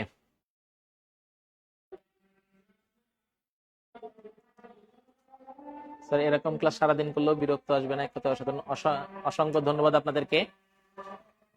আচ্ছা আচ্ছা, আমরা আরো হচ্ছে আলোচনা করব, ডিপলি আলোচনা করব। আলোচনা এখনো অর্ধেক আমাদের বাকি আছে।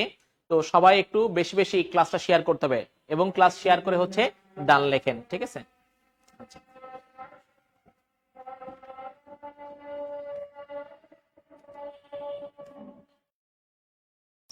এখন খেয়াল করেন, আমরা যে বলছিলাম যে কাশ্মীরের 43% কার অধীনে? ভারতের অধীনে। সেই কাশ্মীরের যে 43% ভারত পাইছে, তার মধ্যে গুরুত্বপূর্ণ যে সকল জায়গা ভারতের অধীনে, অর্থাৎ কাশ্মীরের যে সকল পার্ট ভারত পাইছে, সেগুলো হচ্ছে সিয়াচেন হিমবাহ। দেখেন আপনাদের সর্বশেষ বিসিএস আসছে, সিয়াচেন হিমবাহ কোথায় অবস্থিত? কোথায়? এই যে কাশ্মীরে, কিন্তু কার পাটে? কোন দেশে? ভারতের পাটে। তারপর হচ্ছে লাদাখ, এটা হচ্ছে পর্যটন শিল্পের জন্য খুবই একটা আলোচিত জায়গা লাদাখ।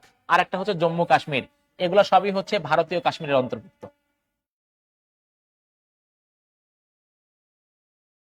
এরপরে হচ্ছে পাকিস্তানি কাশ্মীর। পাকিস্তানি কাশ্মীর, কাশ্মীরের কত পার্সেন্ট?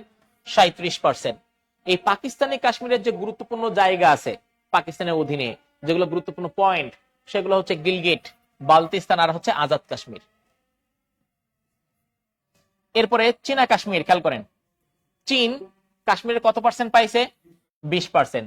একটা হচ্ছে আকসাই চীন, আর একটা হচ্ছে ট্রান্স কারাকোরাম, দুইটা জায়গা। তো খেয়াল করে দেখেন, কাশ্মীরের যে পার্টটা চীন পাইছে, আমরা বলছিলাম একটা পাকিস্তান কাকে দিছিল?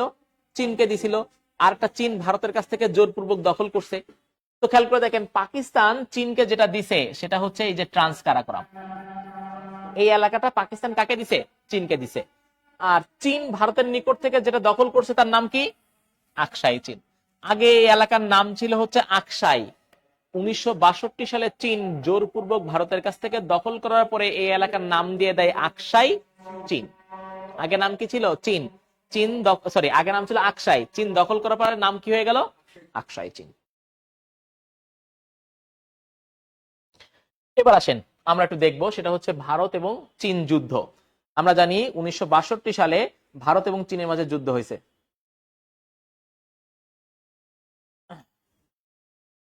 ওকে, খেয়াল করেন, সেটা হচ্ছে ভারত এবং চীন যুদ্ধ হয়েছে কত সালে? 1962 সালে। সেই যুদ্ধে আমরা দেখতে পাচ্ছিলাম যে জয়লাভ করছে কোন দেশ?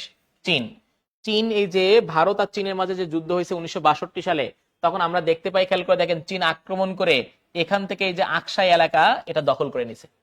এই আকসাই এলাকা চীনের দখল করা শেষ, এরপরে চীন অগ্রসর হচ্ছে যে লাদাখের আরো কিছু জায়গা কি করবে? দখল করবে। যে লাদাখ বিশাল অঞ্চল, অধিকাংশ হচ্ছে ভারতের অধীনে, কিন্তু 1962 সালের যুদ্ধে অল্প কিছু এলাকা কে দখল করে নিছে? চীন। চীন যখন একের পর এক ভারতের বিভিন্ন জায়গা দখল করতেছে, তখন চীনের কি মনে হচ্ছে আরো এলাকা আমার কি করতে হবে? দখল করতে হবে। এবং চীন সে দাবি করে বসলো যে ভারতের এই যে অঞ্চল অরুণাচল প্রদেশ, দেখেন এখানে, এটা কি ভারতের প্রদেশ? অরুণাচল। চীন দাবি করে বসলো ভারতের অরুণাচল প্রদেশ, এবং চীন দাবি করে সে এখন অরুণাচল প্রদেশ কি করবে? আক্রমণ করবে। ভাব, তখন জাতিসংঘ চলে আসলো যে না, আর ঝামেলা করা যাবে না, আপনাদের মাঝে সমস্যার সমাধান করতে হবে। বুঝতে পারছেন কিনা? এবং আমরা দেখতে পেলাম, খেয়াল করে দেখেন, যে এই সমস্যা মিটাইয়া দিলে হচ্ছে জাতিসংঘ। কত সালে? 1962 সালে। কিন্তু কিছু অঞ্চল কে দখল করে রাখছিল? এই যে চীন, আকসাই এলাকাটা দখল করে রাখছিল। এবার একটা বিষয় খেয়াল করেন, সেটা হচ্ছে 1947 সালে এই যে ভারত এবং চীনের মাঝে একটা সীমানা তৈরি হয়। সেই সীমানা তৈরি করার জন্য একটা কমিশন গঠন করা হয়েছিল, যার নাম হচ্ছে ম্যাকমোহন কমিশন। কারণ এই কমিশনের প্রধান ছিলেন স্যার ম্যাকমোহন, এই জন্য নাম হয়েছে ম্যাকমোহন কমিশন। এই ম্যাকমোহন কমিশন ভারত এবং চীনকে বিভক্ত করে, এই জন্য ভারত এবং চীনকে বিভক্তকারী সীমারেখার নাম হচ্ছে ম্যাকমোহন লাইন। এটা 1947 সালের ঘটনা। কিন্তু 1962 সালে চীন যখন এই যে কাশ্মীরের এই যে এলাকা দখল করলো, তখন আগের সীমানা ছিল এইটা, আর বর্তমান সীমানা এইটা, তাহলে সীমানা কি হয়ে গেল? চেঞ্জ হয়ে গেল না? তো 1962 সালে এই যুদ্ধের মাধ্যমে যে সীমানাটা তৈরি হয়েছে, সেই সীমানাটার নাম জাতিসংঘ যেহেতু সমঝোতা করছে, জাতিসংঘ এই সীমানার নাম দিছে হচ্ছে লাইন অফ অ্যাকচুয়াল কন্ট্রোল। নাম কি দিছে? Line of actual control. তাহলে কাশ্মীর সীমান্তে ভারত এবং চীনকে বিভক্তকারী সীমারেখার নাম কি? Line of actual control. এবার দেখেন, আমরা এতক্ষণ ধরে একটা যুদ্ধের কথা বলছি, 1947 সালে ভারত আর পাকিস্তানের মাঝে কাশ্মীর নিয়ে যুদ্ধ হয়েছিল কিনা? সেই যুদ্ধে সমাধান করছিল জাতিসংঘ, যে যার যেখানে সৈন্য সে সেখানে থাকুক, আমরা পরে সমাধান করব। এবং জাতিসংঘ ভারত এবং পাকিস্তানের মাঝে যে দৃশ্যমান একটা সীমারেখা তৈরি করছিল, তার নাম ছিল line of control. Line of control. তাহলে আমরা দেখতে পাচ্ছি কাশ্মীর সীমান্তে LOC, লাইন অফ কন্ট্রোল। খেয়াল করেন, কাশ্মীর সীমান্তে ভারত ও পাকিস্তানকে বিভক্তকারী সীমারেখার নাম হচ্ছে লাইন অফ কন্ট্রোল, আর কাশ্মীর সীমান্তে ভারত এবং চীনকে বিভক্তকারী সীমারেখার নাম হচ্ছে লাইন অফ অ্যাকচুয়াল কন্ট্রোল। কথা বুঝতে পারছেন? চীন আর ভারত আসলে কি হবে? অ্যাকচুয়াল। আচ্ছা, যেমন দেখেন, আমি আপনাদেরকে একটা ছোট বোঝার সুবিধার্থে বলে দিই। ইন্ডিয়া লিখতে শেষে এ আছে, চায়না লিখতে শেষে কি আছে? এ আছে। এই চীন আর ইন্ডিয়ার ক্ষেত্রে হচ্ছে অ্যাকচুয়াল কন্ট্রোল, আর ইন্ডিয়ার পাকিস্তানের ক্ষেত্রে কি হবে? Line of control. বিষয়টা আমরা বুঝলাম। ওকে, আচ্ছা, সবাই রাইট অ্যান্সার দিচ্ছেন, অনলাইনে যারা আছেন সবাইকে অসংখ্য ধন্যবাদ। আচ্ছা, তাহলে এখন আসেন, খেয়াল করেন, তাহলে আমরা 1962 সালের এই যে চীন ভারত যুদ্ধ দেখলাম, সেই যুদ্ধে জয়লাভ করছে কোন দেশ? চীন। এবং চীন এই সময় ভারতের অনেকগুলো জায়গা কি করে নিয়েছিল? দখল করে নিয়েছিল। এখন আসেন, বর্তমান চীন, আমরা দেখতে পাচ্ছি যে এই চীন এবং ভারত সীমান্তের ক্ষেত্রে একটা ডিপ্লোম্যাসি অনুসরণ করতেছে। একটা কি করতেছে? ডিপ্লোম্যাসি অনুসরণ করতেছে। তার নাম হচ্ছে সালামি সালামি স্লাইজিং।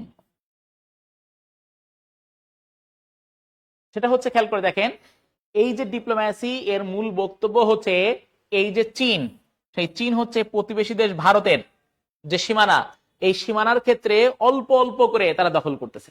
অল্প অল্প করে চীন কি হচ্ছে? ভারতের মধ্যে ঢুকে যাচ্ছে। অর্থাৎ সীমানা, এই যে ভারতের এলাকা, তারা কি করে নিচ্ছে? দখল করে নিচ্ছে। কথা বুঝতে পারছেন? এই ডিপ্লোম্যাসিটাকে বলা হয় সালামি স্লাইজিং। ঠিক আছে, সেটা আমরা আরো বিস্তারিত আলোচনা করব। আচ্ছা, তো তারপরে আমরা আসেন একটু দেখি হচ্ছে ভারত পাকিস্তান যুদ্ধ।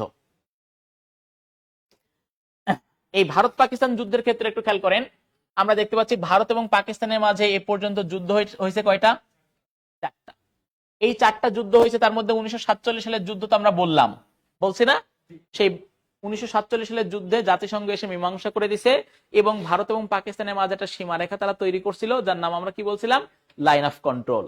এরপরে দেখেন 1965 সালে ভারত এবং পাকিস্তানের মাঝে আরেকটা যুদ্ধ হয়েছে কিনা? আচ্ছা, 1965 সালে যখন ভারত এবং পাকিস্তানের মাঝে যুদ্ধ হয়েছে, সেখানে একটা বিষয় আমাদের একটু দেখা দরকার। সেটা হচ্ছে এই 65 সালের যুদ্ধে অনেকটাই পাকিস্তান এগিয়েছিল। কোন দেশ? তাহলে পাকিস্তান আমরা দেখতে পাচ্ছি 65 সালের যুদ্ধে কি হচ্ছে, জয়লাভ করতেছে কিনা। আর বাকি যুদ্ধগুলোতে কে জয়লাভ করতেছে? ইন্ডিয়া আগাই ছিল, ইন্ডিয়া জয়লাভ করতেছে। তাহলে দেখেন 65 সালের যুদ্ধে পাকিস্তান জয়লাভ করতেছে, আর 1962 সালে যে ভারত চীন যুদ্ধ বলছি, সেই যুদ্ধেতেও জয়লাভ করছে কে? চীন। তাহলে পরাজিত হয়েছে দুইটা যুদ্ধেই কোন দেশ? ভারত। দেখেন 62তেও পরাজিত হলো ভারত, 65তেও পরাজিত হলো ভারত। 3 বছরের ব্যবধানে ভারত দুইটা যুদ্ধ করছে, দুইটা যুদ্ধেই ভারত কি হয়েছে? হেরে গেছে। তাহলে ভারতের এখন মাথা কি গরম না, যে আমি বারবার যুদ্ধ করতেছি আমার প্রধান প্রতিপক্ষ রাষ্ট্র এই যে চীন এবং হচ্ছে পাকিস্তানের বিপক্ষে, আর প্রতিটা যুদ্ধে কি হচ্ছে? পরাজিত হচ্ছে। কেন পরাজিত হচ্ছে আমার কারণ উদ্ঘাটন করা দরকার। একটা তদন্ত কমিশন গঠন করলো, সেই তদন্ত কমিশন 2 বছর পরে 1967 সালের শেষের দিকে রিপোর্ট দিচ্ছে যে আপনি এই দুইটা যুদ্ধ যে করছেন, এখানে আপনার যে আন্তর্জাতিক একটা গোয়েন্দা সংস্থা ছিল তখন ভারতের, যার নাম ছিল হচ্ছে সিবিআই, এই সিবিআই আপনাকে যুদ্ধের ক্ষেত্রে যে ইনফরমেশন গুলো দিছে তার অধিকাংশ হচ্ছে মিস ইনফরমেশন। এই মিস ইনফরমেশনের ভিত্তিতে আপনি যুদ্ধ করতে যে বারবার কি হয়েছেন? বারবার পরাজিত হয়েছেন। তাহলে এখন খেয়াল করে দেখেন তো পানিশমেন্ট কার দিকে যাবে? সিবিআই এর দিকে যাবে। এই জন্য পানিশমেন্ট আমরা দেখতে পাচ্ছি সিবিআই। তাহলে সিবিআই কে কি এখন প্রমোশন দিবে নাকি ডিমোশন দিবে? এই জন্য আন্তর্জাতিক গোয়েন্দা সংস্থা থেকে সিবিআই কে কি করা হলো? ডিমোশন দিয়ে ন্যাশনাল গোয়েন্দা সংস্থায় রূপান্তর করলো। তাহলে ভারতের ন্যাশনাল গোয়েন্দা সংস্থার নাম কি? সিবিআই। তাহলে আন্তর্জাতিক গোয়েন্দা সংস্থা কি এখন আছে? নাই। তাহলে একটা আন্তর্জাতিক গোয়েন্দা সংস্থা প্রতিষ্ঠা করতে হবে। এই জন্য পরবর্তী বছর 1968 সালে ভারত একটা আন্তর্জাতিক গোয়েন্দা সংস্থা প্রতিষ্ঠা করলো, যার নাম হচ্ছে র। নাম কি? র, রিসার্চ এন্ড অ্যানালাইসিস উইং। তাহলে ভারতের আন্তর্জাতিক গোয়েন্দা সংস্থা র, আর জাতীয় গোয়েন্দা সংস্থার নাম কি? সিবিআই। আমরা দেখলাম। তৃতীয় যুদ্ধ খেয়াল করেন। তৃতীয় যুদ্ধটা হয়েছে ভারত এবং পাকিস্তানের মাঝে, মূলত আমাদের বাংলাদেশকে নিয়ে, যে 1971 সালের স্বাধীনতা যুদ্ধ। সেই স্বাধীনতা যুদ্ধকে কেন্দ্র করে আমরা দেখতে পাচ্ছি মূলত কি হচ্ছে? ভারত এবং পাকিস্তানের মাঝে যুদ্ধ হচ্ছে। আমরা যদি সেটা যুদ্ধটা দিকে একটু যাই, খেয়াল করেন।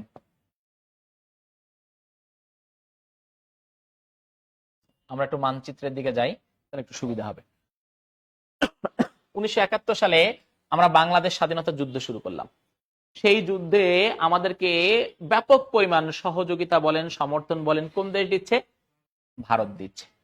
এখন খেয়াল করেন, ভারত আমাদেরকে সহযোগিতা দিচ্ছে, খেয়াল করেন ভারত আমাদেরকে সহযোগিতা দিচ্ছে, সমর্থন দিচ্ছে সকল ক্ষেত্রে।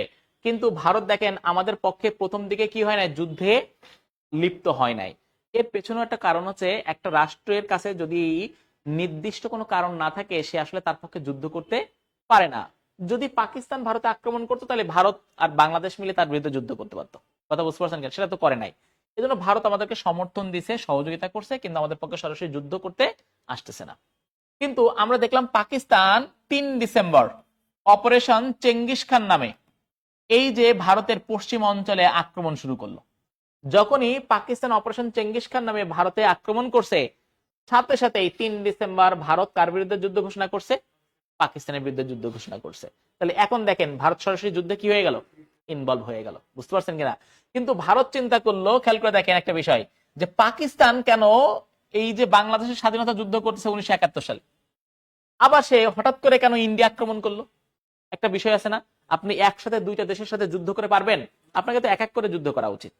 কিন্তু এই সময় পাকিস্তান এই যুদ্ধটা করার, ভারতে হামলা করার অন্যতম কারণ হচ্ছে ভারত বাংলাদেশকে সহযোগিতা করতেছে।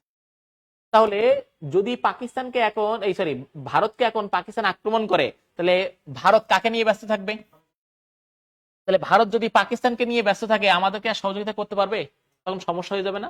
আর পাকিস্তান এই বাংলাদেশকে যদি ভারত সমর্থন বা সহযোগিতা না করে, আমাদের জন্য যুদ্ধে জয়টা কি হয়ে যাবে? কঠিন হয়ে যাবে। কথা বুঝতে পারছেন? এবং আরো একটা গুরুত্বপূর্ণ বিষয় হচ্ছে, এই যে পাকিস্তান বহির্বিশ্বে তার তৎকালীন পত্রিকা ছিল, যার নাম ছিল ডন। সেই ডন পত্রিকার মাধ্যমে প্রচার করতেছে যে আসলে 1971 সালে যে বাংলাদেশ স্বাধীনতা যুদ্ধ করতেছে, এটা আসলে স্বাধীনতা যুদ্ধ না, এটা ভারত এবং পাকিস্তান যুদ্ধ। মূলত ভারত এই যুদ্ধটা বাংলাদেশকে দিয়ে করাচ্ছে। কথা বুঝতে পারছেন কিনা? তো এটাকে সে বহির্বিশ্বে প্রচার করতেছে ভারত এবং পাকিস্তান যুদ্ধ। তাহলে এখন পাকিস্তান যদি সরাসরি ভারতের সাথে যুদ্ধে লিপ্ত হয়, সেটা প্রতিষ্ঠা করা ভারত পাকিস্তানের জন্য কি হয়ে যাবে? ইজি হয়ে যাবে, যে আসলে এটা ভারত পাকিস্তান কি হচ্ছে, যুদ্ধ হচ্ছে। আর ভারত পাকিস্তান যুদ্ধ হলে জাতিসংঘ চলে আসবে, সমস্যা কি হয়ে যাবে, সমাধান করে ফেলবে। মূলত এই কারণে পাকিস্তান হচ্ছে এই যে ভারত আক্রমণ করছে। কিন্তু ভারত চিন্তা করলো যে আমি যদি এই সীমান্তবর্তী এলাকায় পাকিস্তানের সাথে যুদ্ধে লিপ্ত হই, তাহলে আসলে বাংলাদেশ জয়লাভ নাও করতে পারে, কিন্তু আমি এখানে ডিফেন্স করব পাকিস্তানের বিরুদ্ধে, আর আমার সৈন্যরা বাংলাদেশে প্রবেশ করে কার সাথে যুদ্ধ করবে, পাকিস্তানের সাথে। তাহলে পাকিস্তান পরাজিত হবে, বাংলাদেশ স্বাধীনতা অর্জন হবে, ক্ষতিকার পাকিস্তানের। এই জন্য ভারত চিন্তা করলো এখন কোথায় সৈন্য প্রবেশ করাইতে হবে, বাংলাদেশে সৈন্য প্রবেশ করাইতে হবে। কিন্তু বাংলাদেশ খেয়াল করে দেখেন, তৎকালীন সময় আমরা দেখতে পাচ্ছি কি হয়ে গেছে। তৎকালীন সময় মানে 26 মার্চ স্বাধীনতার ঘোষণা দিচ্ছেন, আপনি মুজিবনগর সরকারও কি গঠন করে ফেলছেন। তাহলে স্বাধীন একটা রাষ্ট্রে আপনার সৈন্য প্রবেশ করাইতে গেলে ওই রাষ্ট্রের প্রধানের কাছে কি নিতে হবে, অনুমতি নিতে হবে। তো তখন বাংলাদেশ রাষ্ট্রের প্রধান কে ছিল, বঙ্গবন্ধু শেখ মুজিবুর রহমান, তিনি রাষ্ট্রপতি। কিন্তু রাষ্ট্রপতি তো মিয়া ওলি কারাগারে বন্দী, তাহলে অনুমতি কে দিবে, তাজউদ্দিন আহমেদ, কারণ সে প্রতিরক্ষা মন্ত্রী, যুদ্ধের দায়ভার তার উপরে ন্যস্ত প্রতিরক্ষা মন্ত্রী। আর তৎকালীন সময়ে অস্থায়ী রাষ্ট্রপতি বা ভারপ্রাপ্ত রাষ্ট্রপতি হচ্ছে কে, সৈয়দ নজরুল ইসলাম। এই দুইজনের উপরে দায়িত্ব পড়ে গেল। এখন এই দুইজনের মধ্যে তাজউদ্দিন আহমেদ ভারতকে বললো যে ঠিক আছে, আপনার সৈন্য বাংলাদেশে প্রবেশ করবে, পাকিস্তানের বিপক্ষে যুদ্ধ করবে, কোনো সমস্যা নাই, কিন্তু শর্ত একটা, বাংলাদেশকে আগে স্বীকৃতি দেন। কি দিতে হবে, স্বীকৃতি দিতে হবে। এখন কথা হচ্ছে, খেয়াল করে দেখেন, যুদ্ধকালীন পরিস্থিতিতে এক দেশ আরেক দেশকে স্বীকৃতি দিতে পারে না। আমাদের পক্ষে ব্যাপক পরিমাণ সহযোগিতা করছে যে দেশ, তার নাম হচ্ছে রাশিয়া বা সোভিয়েত ইউনিয়ন। কিন্তু দেখেন, রাশিয়া বা সোভিয়েত ইউনিয়ন আপনার যুদ্ধে জয় না লাভ করা না পর্যন্ত সে আপনাদেরকে স্বীকৃতি দেয় নাই, 72-এ যে স্বীকৃতি দিছে। তো যুদ্ধে জয়লাভ না করলে আপনি করতে পারলেন না, অথচ আমি স্বীকৃতি দিলাম, এটা অপমানজনক। এই জন্য ভারত বা এই আমাদের পক্ষের রাষ্ট্রগুলো এতদিন পর্যন্ত স্বীকৃতি দেয় নাই। কিন্তু ভারত চিন্তা করতেছে, ওই যে প্রধানমন্ত্রী বলছে স্বীকৃতি না দিলে সৈন্য প্রবেশ করতে পারবে না, তাহলে এখন কাকে স্বীকৃতি দিতে হবে, বাংলাদেশকে। তো ভারতের মতন শক্তিশালী রাষ্ট্রগুলো কখনো একলা চলো নীতি অবলম্বন করতে পারে না। কথা বুঝতে পারছেন কিনা? তাহলে সেক্ষেত্রে দেখেন, আপনাদের এলাকায় যারা নেতা, তারা যাওয়ার সময় অনেক সাঙ্গপাঙ্গ নিয়ে যায় না? এই জন্য ভারত চিন্তা করলো আমি একা একা স্বীকৃতি দেওয়া যাবে না, তাহলে সমালোচিত আরো বেশি হবো। এই জন্য ভারতের বন্ধু রাষ্ট্র ভুটানকে ভারত অনুরোধ করলো যে বাংলাদেশকে কি দাও, স্বীকৃতি দাও। ভারতের অনুরোধে ভুটান বাংলাদেশকে স্বীকৃতি প্রদান করলো 6 ডিসেম্বর। তার কয়েক ঘন্টার ব্যবধানে আমরা দেখতে পেলাম কে স্বীকৃতি দিল, ভারত। তাহলে বাংলাদেশকে স্বীকৃতি প্রদানকারী প্রথম দেশ কোনটা, ভুটান। দ্বিতীয় দেশ কোনটা, ভারত। এরপরে আমরা দেখলাম ভারতের সৈন্য বাংলাদেশে প্রবেশ করলো এবং পাকিস্তান টিকতে না পেরে সাথে সাথে 16 ডিসেম্বর আত্মসমর্পণ দলিলে স্বাক্ষর করলো। কথা বুঝতে পারছেন কিনা? এখন একটা বিষয় খেয়াল করে দেখেন, সেটা হচ্ছে এই যে ভারত এবং পাকিস্তানের মাঝে যে তৃতীয় যুদ্ধ হয়েছে 71-এ, সেই তৃতীয় যুদ্ধ যে 71-এ হয়েছে, এই যুদ্ধের মীমাংসা হয়েছে 1972 সালে সিমলা চুক্তির মাধ্যমে। কোন চুক্তির মাধ্যমে, সিমলা চুক্তির মাধ্যমে।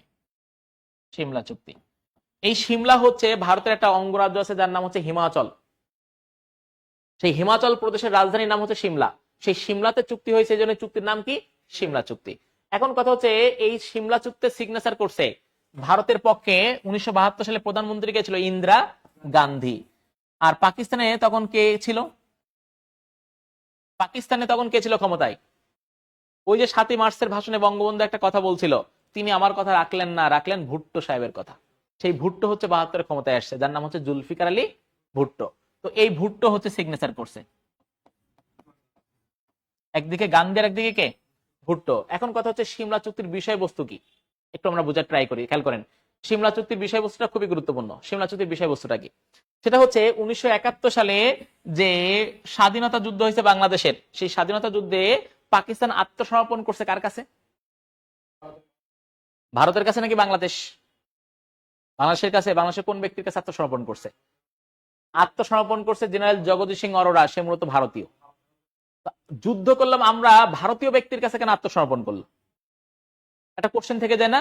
মূল বিষয় হচ্ছে, খেয়াল করে দেখেন, এই যে পাকিস্তান আত্মসমর্পণ করছে 1971 সালে কত সৈন্য নিয়ে, 93,000 সৈন্য নিয়ে। এই 93,000 সৈন্য আত্মসমর্পণ করতেছে।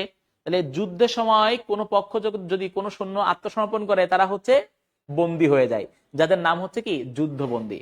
তাহলে 93,000 যুদ্ধবন্দী, খেয়াল করে দেখেন, এই 93,000 যে যুদ্ধবন্দী কার কাছে? যার কাছে আত্মসমর্পণ করবে তার কাছে থাকবে। তো পাকিস্তান আত্মসমর্পণ করছে কার কাছে? ভারতের কাছে। তাহলে 93,000 যুদ্ধবন্দী কার কাছে চলে যাবে? এখন কথা হচ্ছে সে কেন ভারতের কাছে আত্মসমর্পণ করলো, বাংলাদেশের কাছে কেন করলো না? সেটা হচ্ছে এই 93,000 যুদ্ধবন্দী, খেয়াল করে দেখেন, যারা 9 মাস ব্যাপী আপনাদের এখানে যুদ্ধ করছে, যদি বাংলাদেশের কাছে তারা আত্মসমর্পণ করে, তাহলে এই 9 মাস ব্যাপী আপনাদের বিভিন্ন অঞ্চলে যে 93,000 যুদ্ধবন্দী যারা আগে সৈন্য ছিল পাকিস্তানের, তারা যুদ্ধ করছে, আপনাদের অসংখ্য মা বোনকে ধর্ষণ করছে, হত্যা করছে। তাহলে এখন আপনারা তাদেরকে কি করবেন? এই যুদ্ধবন্দীদেরকে আপনারা কি মেরে ফেলবেন না? এই যুদ্ধবন্দীদের কোনো নিরাপত্তা আছে? নাই। এই যুদ্ধবন্দীদের নিরাপত্তা রক্ষার জন্য পাকিস্তান মূলত কার কাছে আত্মসমর্পণ করছে? ভারতের কাছে। কথা বোঝেন নাই? কারণ ভারত এবং পাকিস্তান দুইটাই 1949 সালে জেনেভা কনভেনশনে সিগনেচার করছে, যে জেনেভা কনভেনশনে বলা হয়েছে যুদ্ধবন্দীদের অবশ্যই কি দিতে হবে? নিরাপত্তা দিতে হবে। যদি যুদ্ধবন্দীদের নিরাপত্তা দিতে কোন দেশ ব্যর্থ হয়, তাহলে তার বিরুদ্ধে আপনি আইনগত ব্যবস্থা নিতে পারবেন, মামলা করতে পারবেন। যদি আপনার 93,000 যুদ্ধবন্দীর ক্ষতি হইতো, তাহলে পাকিস্তান কার কাছে মামলা করতে পারতো? কার বিরুদ্ধে? ভারতের বিরুদ্ধে। কিন্তু বাংলাদেশের বিরুদ্ধে মামলা করতে পারতো না, কারণ বাংলাদেশ জেনেভা কনভেনশনে সিগনেচার করে নাই, এই জন্য তার কোনো দায় নাই, সে মেরে ফেলতে পারতো। কথা বুঝতে পারছেন কিনা? এই জন্য এই যুদ্ধবন্দীদের নিরাপত্তার জন্য পাকিস্তান মূলত কার কাছে আত্মসমর্পণ করছে? ভারতের কাছে। আরো অনেক পলিটিক্স আছে, সেদিকে আমরা না যাই। খেয়াল করে দেখেন, ভারতের কাছে আত্মসমর্পণ করলো। তাহলে যুদ্ধবন্দী কার কাছে থাকতেছে? তাহলে পাকিস্তানের যুদ্ধবন্দী ভারতের কাছে ফেরত নিবে কে? পাকিস্তান। এই পাকিস্তান ফেরত নেওয়ার জন্য, পাকিস্তান ভারতের কাছ থেকে এই 93,000 যুদ্ধবন্দী ফেরত নেওয়ার জন্য যে চুক্তি করছে, সেই চুক্তির নামই হচ্ছে সিমলা চুক্তি। তাহলে 72 সালে যে সিমলা চুক্তি হয়েছে, তার মূল বিষয়বস্তু ছিল 93,000 যুদ্ধবন্দী কি করতে হবে? ফেরত নিতে হবে। কথা বুঝতে পারছেন? এবার আসেন একটু দেখাই আপনাদেরকে একটা জিনিস, বোঝার ট্রাই করেন, খুবই গুরুত্বপূর্ণ একটা জিনিস। জিরো সাম গেম আর উইন উইন গেম। যদি দুইটা রাষ্ট্র কোনো চুক্তি করে, কোনো বিজনেস করে, কোনো সম্পর্ক করে, সেক্ষেত্রে দুইটা রাষ্ট্রই যদি লাভবান হয়, সেটাকে বলা হয় উইন উইন গেম। আর যদি একটা রাষ্ট্র লাভবান হয় আর একটা ক্ষতিগ্রস্ত হয়, সেটাকে বলা হয় জিরো সাম গেম। খেয়াল করেন, এখন কথা হচ্ছে 93,000 যুদ্ধবন্দী ফেরত নেওয়ার জন্য পাকিস্তান ভারতের সাথে চুক্তি করতেছে। এটা কার লাভ? এটা পাকিস্তানের লাভ। তো এখানে যদি ভারতের লাভ না থাকে, ভারত কি চুক্তি করবে? কখনোই না। তো ভারতের লাভ কোথায়? এই জন্য ভারত সিমলা চুক্তিতে একটা দফা যুক্ত করলো, যে এখন থেকে ভারত এবং পাকিস্তানের মাঝে সকল দ্বিপাক্ষিক সমস্যা আমরা দ্বিপাক্ষিক আলোচনার মাধ্যমে কি করব? সমাধান করব। ভারত এবং পাকিস্তানের মাঝে সকল দ্বিপাক্ষিক সমস্যা আমরা দ্বিপাক্ষিক আলোচনার মাধ্যমে কি করব? সমাধান করব। আপনারা বলতে পারেন, স্যার দুইজন আলোচনা করে সমাধান করবে, এটা তো খুব ভালো কথা, সমস্যা কোথায়? সমস্যা হচ্ছে, খেয়াল করে দেখেন, ওই যে 1947 সালে জাতিসংঘ বলছিল যে কাশ্মীরের বিষয়ে ভবিষ্যৎ নির্ধারণ দায়িত্বকার জাতিসংঘের, সেখানে গণভোট করে জাতিসংঘ কি করবে? কাশ্মীরের ভবিষ্যৎ নির্ধারণ করবে। এখন কাশ্মীরের ভবিষ্যৎ নির্ধারণের দায়িত্ব নিল জাতিসংঘ 1947 সালে। আর 1972 সালে আপনারা দুইটা রাষ্ট্র এসে একমত হইলেন যে সকল দ্বিপাক্ষিক সমস্যা আমরা দুইজন কি করব? সমাধান করব। তাহলে কাশ্মীর বিষয়ে কি আর জাতিসংঘ হস্তক্ষেপ করতে পারবে? আর জাতিসংঘ হস্তক্ষেপ করতে না পারলে কাশ্মীর কি কখনো স্বাধীন বা পাকিস্তানে হওয়ার অপশন আছে? কথা বোঝেন নাই? এই কারণে মূলত খেয়াল করে দেখবেন, যখনই কাশ্মীর বিষয়ে দ্বন্দ্ব হয়, তখন এই যে ইন্ডিয়া সাথে সাথে দাঁড়ায় বলে যে এটা আমাদের অভ্যন্তরীণ বিষয়, আমরা দুইটা রাষ্ট্র আলোচনা করে কি করব? সমাধান করব। এখানে আপনারা কোনো পদক্ষেপ নিতে পারবেন না। যার ঐতিহাসিক ভিত্তি কোনটা? ওই যে 1972 সালের সিমলা চুক্তি। এই জন্য কাশ্মীর নিয়ে আপনারা চিল্লাচ্ছেন, কিন্তু আপনারা সিমলা চুক্তি জানলেন না, তাহলে কাশ্মীর বিষয়টা বুঝতে পারবেন? দেখেন, প্রতিটা বিষয় একটা আরেকটার সাথে কি ইন্টার রিলেটেড। ঠিক আছে, আচ্ছা। এরপরে চতুর্থ যুদ্ধ হয়েছে 1999 সালে, যেটাকে বলা হচ্ছে কার্গিল যুদ্ধ। খেয়াল করেন, হ্যাঁ, কার্গিল যুদ্ধ। তো এই চতুর্থ যুদ্ধটা এত এত গুরুত্বপূর্ণ না, আমরা এটা নিয়ে এত বেশি লং করব না, আমরা পরবর্তী টপিকে চলে যাই। খেয়াল করেন, সেটা হচ্ছে পরবর্তী যে বিষয়, সেটা হচ্ছে দক্ষিণ এশিয়াতে ভারতের বন্ধুত্বহীনতা। একটু খেয়াল করেন, দক্ষিণ এশিয়ায় আমরা বর্তমান সময়ে দেখতে পাচ্ছি ভারত অনেকটাই বন্ধুত্বহীন হয়ে যাচ্ছে। আমরা বললাম দক্ষিণ এশিয়ার রাষ্ট্র কয়টা? 8টা। খেয়াল করে দেখেন, এই 8টা রাষ্ট্রে আমরা দেখতে পাচ্ছি দক্ষিণ এশিয়ায় বন্ধুত্বহীন হয়ে যাচ্ছে কোন দেশ? ভারত। আমরা একটু দেখি, খেয়াল করেন, মানচিত্র দিয়েই দেখি আপনাদের।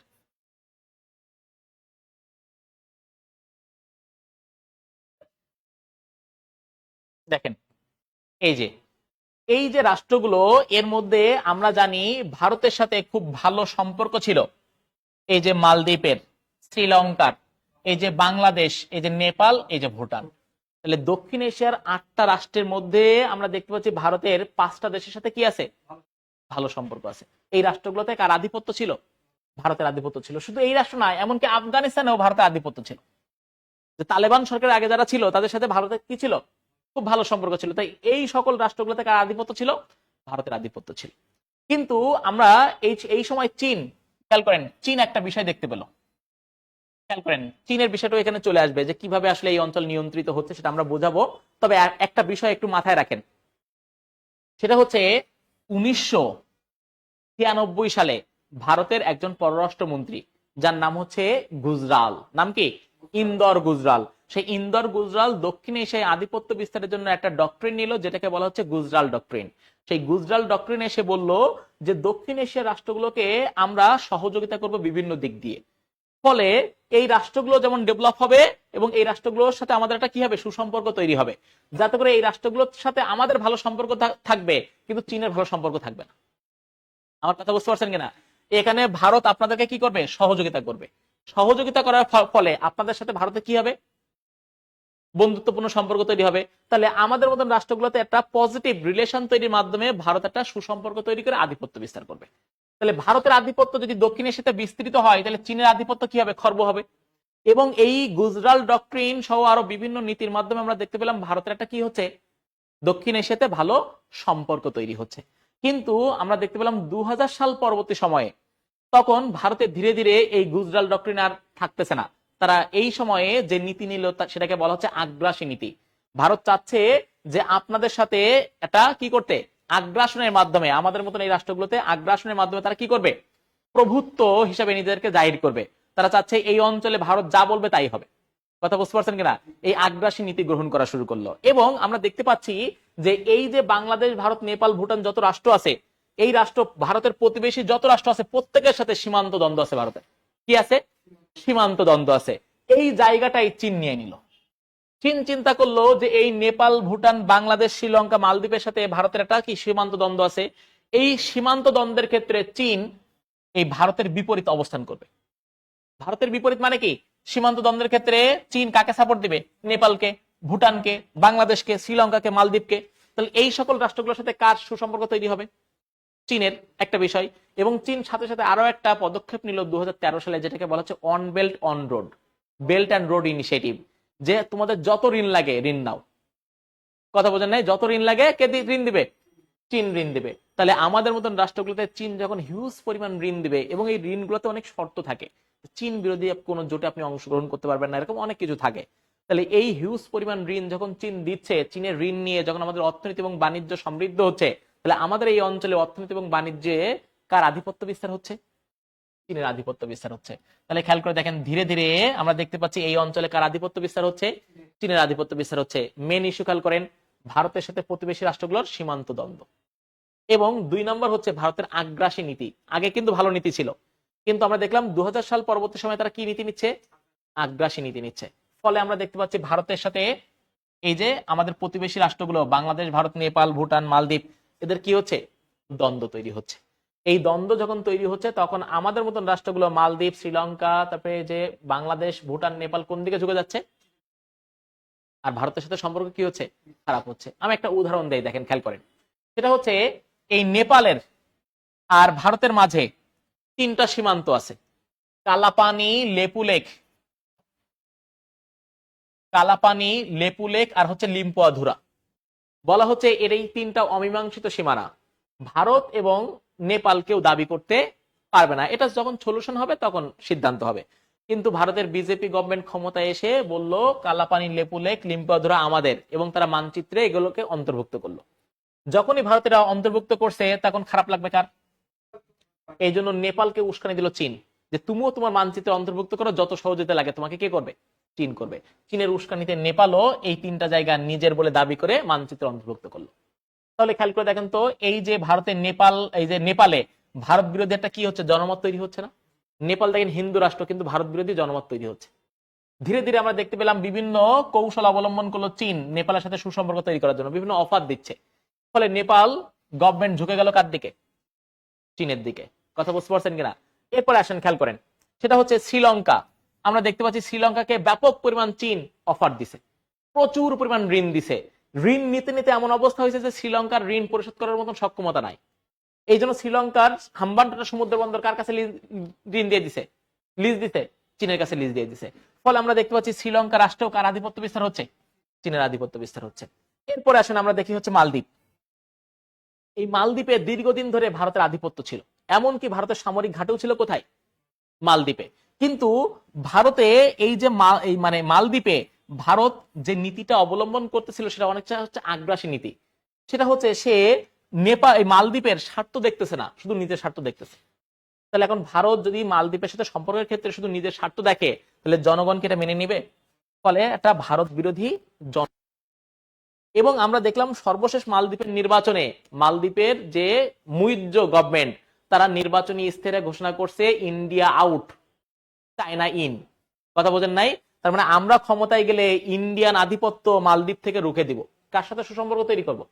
চীনের সাথে। এবং এই জনমত এত বেশি সম্প্রসারিত হয়েছে, এত বেশি হচ্ছে জনপ্রিয় হয়েছে যে এই নীতি নিয়েই মালদ্বীপের সরকার ক্ষমতায় আসলে হচ্ছে মুইজ্জ গভর্নমেন্ট। মুইজ্জ ক্ষমতায় এসে সাথে সাথেই বলছে ভারতে মানে মালদ্বীপে যে সকল ভারতীয় সেনা আছে সব প্রত্যাহার করে নাও। তার মানে আমাদের দেশে যত ভারতীয় সেনা আছে সব কি করে নাও, তোমরা নিজ দেশে নিয়ে যাও। এবং আমরা দেখতে পেলাম ভারতের সাথে ব্যাপক পরিমাণ দ্বন্দ্ব তৈরি হচ্ছিল কার? মালদ্বীপের। বুঝতে পারছেন কিনা? আর সে সকল ক্ষেত্রে মালদ্বীপকে সহযোগিতা করতেছে কোন দেশ? চীন। সর্বশেষ দেখেন আপনাদের যে বাংলাদেশ, সে রাষ্ট্রেও আধিপত্য বিস্তার হয়েছে কার? দেখেন আগে ছিল কার? ভারতের। ভারতের এবং চীনেরও কিছু ছিল, কিন্তু এখন আমরা দেখতে পাচ্ছি ভারতের পরিবর্তে কোন দেশ? ইউএসএ। আর আরেকটা দেশ কোনটা? চীন। এবং দেখেন আপনাদের স্বাস্থ্য খাতে আমরা দেখলাম যে ভারত বিভিন্ন ধরনের হচ্ছে কি জারি করতেছিল, নিষেধাজ্ঞা জারি করতেছিল, ভিসা বা বিভিন্ন সমস্যা তৈরি হচ্ছিল। আপনারা দেখেন সাথে সাথে চীনে যে আপনারা চুক্তি করে ফেলছেন। কথা বোঝেন নাই? এখন সব চুক্তি বাংলাদেশ কার সাথে করতেছে? চীনের সাথে। তাহলে আমরা দেখতে পাচ্ছি এখানে ভারতের আধিপত্য কি হচ্ছে? খর্বিত হচ্ছে। দক্ষিণ এশিয়াতে ভারতের আধিপত্য দিন দিন কি হয়ে যাচ্ছে? নাই হয়ে যাচ্ছে। আর চীনের আধিপত্য কি হচ্ছে? বৃদ্ধি পাচ্ছে। এবং দেখেন সর্বশেষ ভারতের সাথে একটা সুসম্পর্ক আছে যে দেশে, সেটা হচ্ছে ভুটান। আর বাকি দক্ষিণ এশিয়ার যত রাষ্ট্র সবাই কার দিকে ঝুঁকে গেছে? চীনের দিকে। তাহলে যে জায়গাটা আগে ভারতের ছিল, দক্ষিণ এশিয়াতে আধিপত্য বিস্তারের ক্ষেত্রে আমরা যদি অতীত পর্যবেক্ষণ করি, কার ছিল? ভারতের ছিল। সেই জায়গাটা এখন কে নিয়ে নিছে? চীন নিয়ে নিছে। এবং সামনের দিনগুলোতে চীনের আধিপত্য আরো কি হচ্ছে? বৃদ্ধি পাচ্ছে। চীন এই আধিপত্য বিস্তারের ক্ষেত্রে যে সকল কৌশলগুলো অবলম্বন করছে, তার মধ্যে যে বললাম সালামি স্লাইজিং, এরপরে হচ্ছে আর একটা ডিপ্লোম্যাসি আছে যেটাকে বলা হচ্ছে চেকবুক ডিপ্লোম্যাসি। বর্তমান সময়ে খুবই আলোচিত একটা ডিপ্লোম্যাসি, চেকবুক ডিপ্লোম্যাসি, যার মূল বক্তব্য হচ্ছে যে চীন আপনাদের যত অর্থ লাগবে সব অর্থ প্রদান করবে, যত ঋণ লাগবে ঋণ প্রদান করবে, এবং এই ঋণ প্রদানের মাধ্যমে আপনাদের ভূখণ্ডে, আপনাদের অর্থনীতিতে, আপনাদের বিভিন্ন ইস্যুতে কার রাজত্ব বিস্তার হবে? চীনের রাজত্ব বিস্তার। কথা বোঝেন নাই? এবং দেখেন ঋণ নিতে নিতে কিছু কিছু রাষ্ট্র আছে যে এমন পরিমাণ ঋণ নিছে, ঋণ পরিশোধের সক্ষমতা নাই। এই জন্য তারা তাদের বিভিন্ন অঞ্চল কার কাছে লিজ দিয়ে দিচ্ছে? চীনের কাছে। যেমন দেখেন শ্রীলঙ্কা তার হাম্বানটোটা সমুদ্র বন্দর দিয়ে দিছে, অস্ট্রেলিয়া তার ডারউইন সমুদ্র বন্দর চীনের কাছে লিজ দিছে, পাকিস্তান তার গদার সমুদ্র বন্দর কার কাছে লিজ দিয়ে দিছে? চীনের কাছে লিজ দিয়ে দিছে, কেনিয়া তার মোম্বাসা সমুদ্র বন্দর কার কাছে লিজ দিয়ে দিছে? চীনের একটা ব্যাপক আধিপত্য বিস্তার হচ্ছে। বাংলাদেশেও আছে। বাংলাদেশকে আপনাদের যে পরিমাণ ঋণ দিছে, সেই ঋণের একটা মূল বিষয়বস্তু ছিল যে আপনি চীন বিরোধী কোনো সামরিক জোটে অংশগ্রহণ করতে পারবেন না। এই জন্য মার্কিন যুক্তরাষ্ট্র আওয়ামী গভর্নমেন্টকে বারবার বলতেছিল যে কোয়াডে যোগদানের জন্য, কিন্তু আওয়ামী লীগ সরকার দেখেন কোয়াডে যোগদান করতে পারতেছিল না, কারণ ওই যে ঋণের শর্ত আছে যে কোনো চীন বিরোধী সামরিক জোটে অংশগ্রহণ করা যাবে না। কথা বুঝতে পারছেন কিনা? তাহলে আমরা দেখতে পাচ্ছি যে দক্ষিণ এশিয়ার ভূ রাজনীতি অতীতে ভারতের অধীনে ছিল বা আয়ত্তে ছিল বা আধিপত্যে ছিল, কিন্তু বর্তমানে ভারত থেকে বের হয়ে এসে কোন দিকে যাচ্ছে? চীনের দিকে। এবং আগামীতে আমরা দেখতে পাচ্ছি যে এটা চীন এবং হচ্ছে ইউএস এর দিকে চলে যাবে। চীন এবং ইউএসএ মিলে সেখানে ভারতের আধিপত্য আর কি হচ্ছে? নায়ের দিকে চলে যাচ্ছে। বুঝতে পারছেন কিনা? ওকে, জি, না না না না, এটা না। আচ্ছা, তার এমন যেন বাংলাদেশ না হয়। হ্যাঁ, অবভিয়াসলি আমরা সেটা চাই। তবে একটা জিনিস খেয়াল করে দেখেন, বাংলাদেশের ফরেন পলিসির ক্ষেত্রে যেটা, সেটা হচ্ছে আমাদের কোনো আসলে চিরস্থায়ী বন্ধু নেই, আমাদের কোনো চিরস্থায়ী শত্রু নাই। যে আমাদেরকে যখন বেশি পরিমাণ সহযোগিতা করবে, আমাদের সাথে গুড রিলেশন বজায় রাখবে, আমাদের সার্বভৌমত্বর প্রতি তারা আঘাত করবে না, কিন্তু আমাদেরকে সহযোগিতা করতে চাইবে, এমন রাষ্ট্রের দিকে আমাদের ঝোঁকা উচিত। সেটা আজকে যদি চীন করে চীনের দিকে আমরা যাব, সেটা যদি কালকে ভারত করে তাহলে ভারতের দিকে যাব, সেটা যদি ইউএসএ করে ইউএসএর দিকে যাব। কিন্তু আমাদের একটা বিষয় রাখতে হবে, সেটা হচ্ছে সার্বভৌমত্বের প্রশ্নে কোনো আপোষ না। আর সেটা হচ্ছে আপনার সাথে আমার সম্পর্ক হবে, আপনিও লাভবান হবেন, আমিও লাভবান হবো। শুধু আপনি লাভবান হবেন আর আমি আপনাকে দিতে থাকবো, সেটা কখনো সম্ভব না। সেটা হচ্ছে 50-50, যেটা আমরা বললাম যে ওই যে উইন উইন গেম, আপনিও লাভবান হবেন, আমিও লাভবান হবো, আসেন রিলেশন করি, আসেন ডিপ্লোম্যাসি চলবে, কোনো সমস্যা নাই। কিন্তু ওই যে জিরো সাম গেম, শুধু আপনি নিবেন আর আমি দিতে থাকবো, সেই রিলেশন আমরা যাইতে রাজি না। এবং আমার সার্বভৌমত্বের প্রশ্ন আমরা কখনো ছাড় দিতে রাজি না। আপনার সাথে আমার চোখে চোখে চোখ রেখে কথা হবে, কথা বোঝেন নাই, প্রভুত্ব ভাবে রাজি না, চোখে চোখ রেখে কথা। যে সার্বভৌমত্বের প্রশ্নে খেয়াল করে দেখেন, এখন আমাদের সীমান্তবর্তী জায়গাগুলোতে সার্বভৌমত্বের প্রশ্নে আমরা ভারতকে কোনো ছাড় দিচ্ছি না, আমার কথা বোঝেন নাই। সেখানে আমাদের একটা সৈন্য ধরলে আমরা তাদেরকে একটা সৈন্য ধরতেছি, আমার কথা বুঝতে পারছেন না? কিন্তু খেয়াল করে দেখুন, বিগত 17 বছরে আমাদের সীমান্তে ফেলানি হত্যাকাণ্ড সহ কত মানুষকে তারা মেরে ফেলছে, কিন্তু আমরা টু শব্দ করতে পারি নাই, করতে পারছি?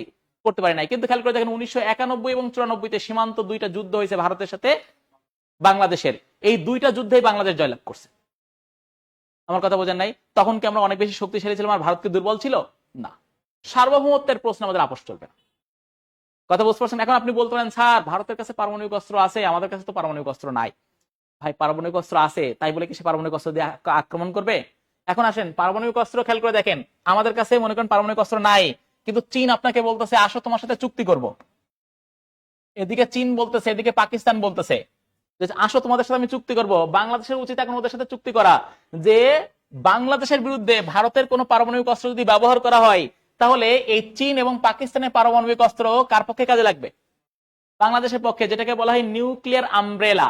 যেমন দেখেন, উত্তর কোরিয়ার কাছে পারমাণবিক অস্ত্র আছে কিন্তু দক্ষিণ কোরিয়ার কাছে নাই, কিন্তু দক্ষিণ কোরিয়া মার্কিন যুক্তরাষ্ট্রের সাথে চুক্তি করছে, যদি কখনো পারমাণবিক অস্ত্র তার নিজের স্বার্থের জন্য লাগে, নিরাপত্তার জন্য লাগে, তাহলে ইউএসএ তাকে প্রদান করবে দক্ষিণ কোরিয়াকে, যে উত্তর কোরিয়ার সাথে যুদ্ধ করার জন্য। কথা বোঝেন নাই? এটাকে বলা হয় নিউক্লিয়ার আমব্রেলা।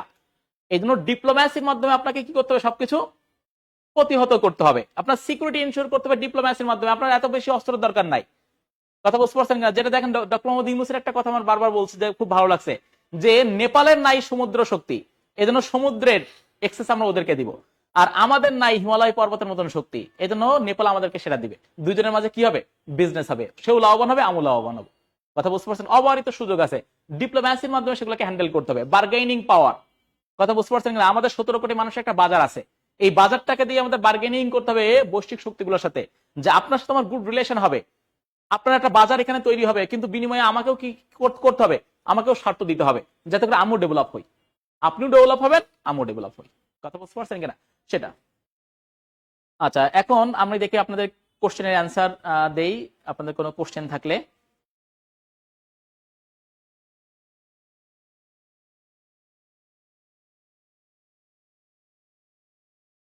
আচ্ছা, পিডিএফ আপনাদের অফিস থেকে দিয়ে দিবে। আচ্ছা, কয়েকজন হচ্ছে ভর্তির ব্যাপারে আজকে বলছেন, আমার এই যে ক্লাস চলতেছে, এই ক্লাস উপলক্ষে মূলত হচ্ছে আপনাদের এখন একটা বিশাল অফার চলতেছে, বিগ অফার চলতেছে জব মেডিসিনে। তো আপনারা এই যে নিচে যে সকল হচ্ছে নাম্বারগুলো দেওয়া আছে, সেখানে হচ্ছে আপনারা ভর্তি হওয়ার জন্য যোগাযোগ করতে পারেন, এবং আপনাদের হচ্ছে ভর্তি সংক্রান্ত সকল তথ্য এবং অফার আপনারা এই নাম্বারগুলোতে পাবেন। ঠিক আছে? আজকের ক্লাস উপলক্ষে এই যে ফ্রি ক্লাস, সেই ক্লাস উপলক্ষে শুধুমাত্র আজকের দিনটাই এই অফার থাকবে। এই জন্য যারা আজকের এই অফারটা নিতে চান, তারা হচ্ছে নিচের নাম্বারে হচ্ছে যোগাযোগ করেন। ঠিক আছে? সেখানে আপনারা সকল তথ্য পাবেন। আচ্ছা, অসাধারণ ক্লাস। আচ্ছা, সবাইকে অসংখ্য ধন্যবাদ। তার সার্বভৌমত্বটা কি? সার্বভৌমত্বটা রাষ্ট্রের অবিভাজ্য ক্ষমতা, কথা বোঝেন নাই? যে সার্বভৌমত্বের ক্ষমতার কারণে আমরা জনগণ রাষ্ট্রকে মানতে বাধ্য, আনুগত্য স্বীকার করতে বাধ্য। আবার অন্য একটা বৈদেশিক শক্তি সে আমাদের রাষ্ট্রের অভ্যন্তরীণ বিষয়ে হস্তক্ষেপ করতে পারবে না এই সার্বভৌমত্বের কারণে। কথা বুঝতে পারছেন কিনা? অনেক অনেক ধন্যবাদ এতগুলা তথ্য দেওয়ার জন্য। আপনাদেরকে অসংখ্য ধন্যবাদ। সামনে আরো দেখা হবে, আরো অনেক বিষয় নিয়ে আমরা জানতে পারবো। আজকে আমরা দক্ষিণ এশিয়ার বিভিন্ন বিষয় নিয়ে আলোচনা করলাম। সামনে আমরা খুবই গুরুত্বপূর্ণ একটা টপিক নিয়ে একদিন আলোচনা করব সামনের দিনে, সেটা হচ্ছে মধ্যপ্রাচ্য ক্রাইসিস। বুঝতে পারছেন কিনা? তখন আপনাদের মধ্যপ্রাচ্যের এই যে আরব ইসরায়েল যুদ্ধ, সিরিয়া, ইয়েমেন সবকিছু ক্লিয়ার হয়ে যাবে। বুঝতে পারছেন কিনা? তবে সাথে থাকেন, ইনশাল্লাহ ভালো কিছু করবেন, পড়াশোনা করেন, এবং যারা হচ্ছে আজকের অফারটা জব মেডিসিন আজকে অফারটা নিতে ইচ্ছুক তারা নিচের নম্বরে আজকে ফোন করে যোগাযোগ করতে পারেন। তো আমরা হচ্ছে এখন ক্লাসের একদম শেষের দিকে, আপনাদের যদি কারো কোনো কনফিউশন বা কোশ্চেন থাকে তাহলে আপনারা হচ্ছে করতে পারেন, কমেন্ট করতে পারেন। কারো কোনো কনফিউশন বা কোশ্চেন? স্যার কয়েকদিন থেকে ইংলিশ ক্লাস হচ্ছে না। হ্যাঁ, অবভিয়াসলি ইংলিশ ক্লাস হবে, আপনাদের কোচিং অবশ্যই ইংলিশ ক্লাস দিবে, ঠিক আছে। আজকে সাধারণ জ্ঞান হইলো, সামনে বাংলা হবে, তারপরে ইংরেজি দিবে, সমস্যা নাই। জি জি, আকাশ পথে আসতো, তারপর সমুদ্র পথে আসতো। হ্যাঁ, স্যার বাংলাদেশ সীমান্তে 2টা যুদ্ধে জয়লাভ করেছে। হ্যাঁ, সীমান্ত যে 2টা যুদ্ধ, খেয়াল করে দেখেন, ভারতের সাথে আমাদের সীমান্তে 2টা যুদ্ধ হয়েছে, 2টা যুদ্ধে আমরা জয়লাভ করছি। আবার মায়ানমারের সাথে আমাদের সীমান্ত যুদ্ধ হয়েছে একটা, সেখানেও বাংলাদেশ জয়লাভ করছে। অথচ আপনারা ভয় পান। কথা বলছেন, আপনাদের ফেলানি মারতেছে, আপনাদের সৈন্যবাহিনীতে তারা হত্যা করতেছে, মানুষকে হত্যা করতেছে, অথচ আপনাদের কি নাই, কোনো রেসপন্স নাই, রিয়াকশন নাই। কথা বোঝেন নাই? এই জন্য এই দাসত্ব নীতি মেনে নেওয়া যাবে না। তাদের সাথে আমাদের রিলেশন হবে কি, উইন উইন ডিপ্লোম্যাসি। আপনিও লাভবান হবেন, আমিও লাভবান হবেন। শুধু আপনি লাভবান হবেন তাহলে আমি আপনার সাথে নাই, সহযোগিতামূলক নীতি। আপনারও যেমন লাভ হবে, আমারও লাভ হবে। আসেন ডিপ্লোম্যাসিতে চলে আসি। কথা বুঝতে পারছেন কিনা? কারণ আমাদের যেমন 3 দিক দিয়ে ভারত বেষ্টিত, এই অঞ্চলে ভারতের আধিপত্য বিস্তার করতেও হচ্ছে বাংলাদেশকে প্রয়োজন। কথা বোঝেন নাই? না হলে চায়নার আধিপত্য বৃদ্ধি পাবে, সেটা আবার ভারতের জন্য কি থ্রেট। এই জন্য আমাদেরও যেমন ভারতের দরকার, ভারতেরও আমাদের দরকার। এই জন্য আসেন 50-50 রিলেশন হবে, কিন্তু আমরা জিরো সাম গেমের ভিত্তিতে কোনো রিলেশন করতে রাজি না। সেই 50-50 রিলেশন যদি চীনের সাথে হয়, চীন আমাদেরকে দেয়, চীনের দিকে যাব। যদি চীনের থেকে আরো বেশি ভারত দেয়, ভারতের দিকে যাব। তার থেকে বেশি যদি ইউএস দেয়, তার দিকে যাব। আমার কথা হচ্ছে, আমার স্বার্থ, আমার রাষ্ট্রের স্বার্থ যে দেখবে, তার সাথে আমি কোঅপারেশন করতে রাজি। ঠিক আছে, ওকে, ঠিক আছে। তাহলে সবাই আজকে ভালো থাকেন, আজকে এ পর্যন্ত। আবার দেখা হবে অন্য কোনো দিন, অন্য কোনো সাধারণ জ্ঞানের টপিক নিয়ে। ভালো থাকেন, সুস্থ থাকেন, আল্লাহ হাফেজ।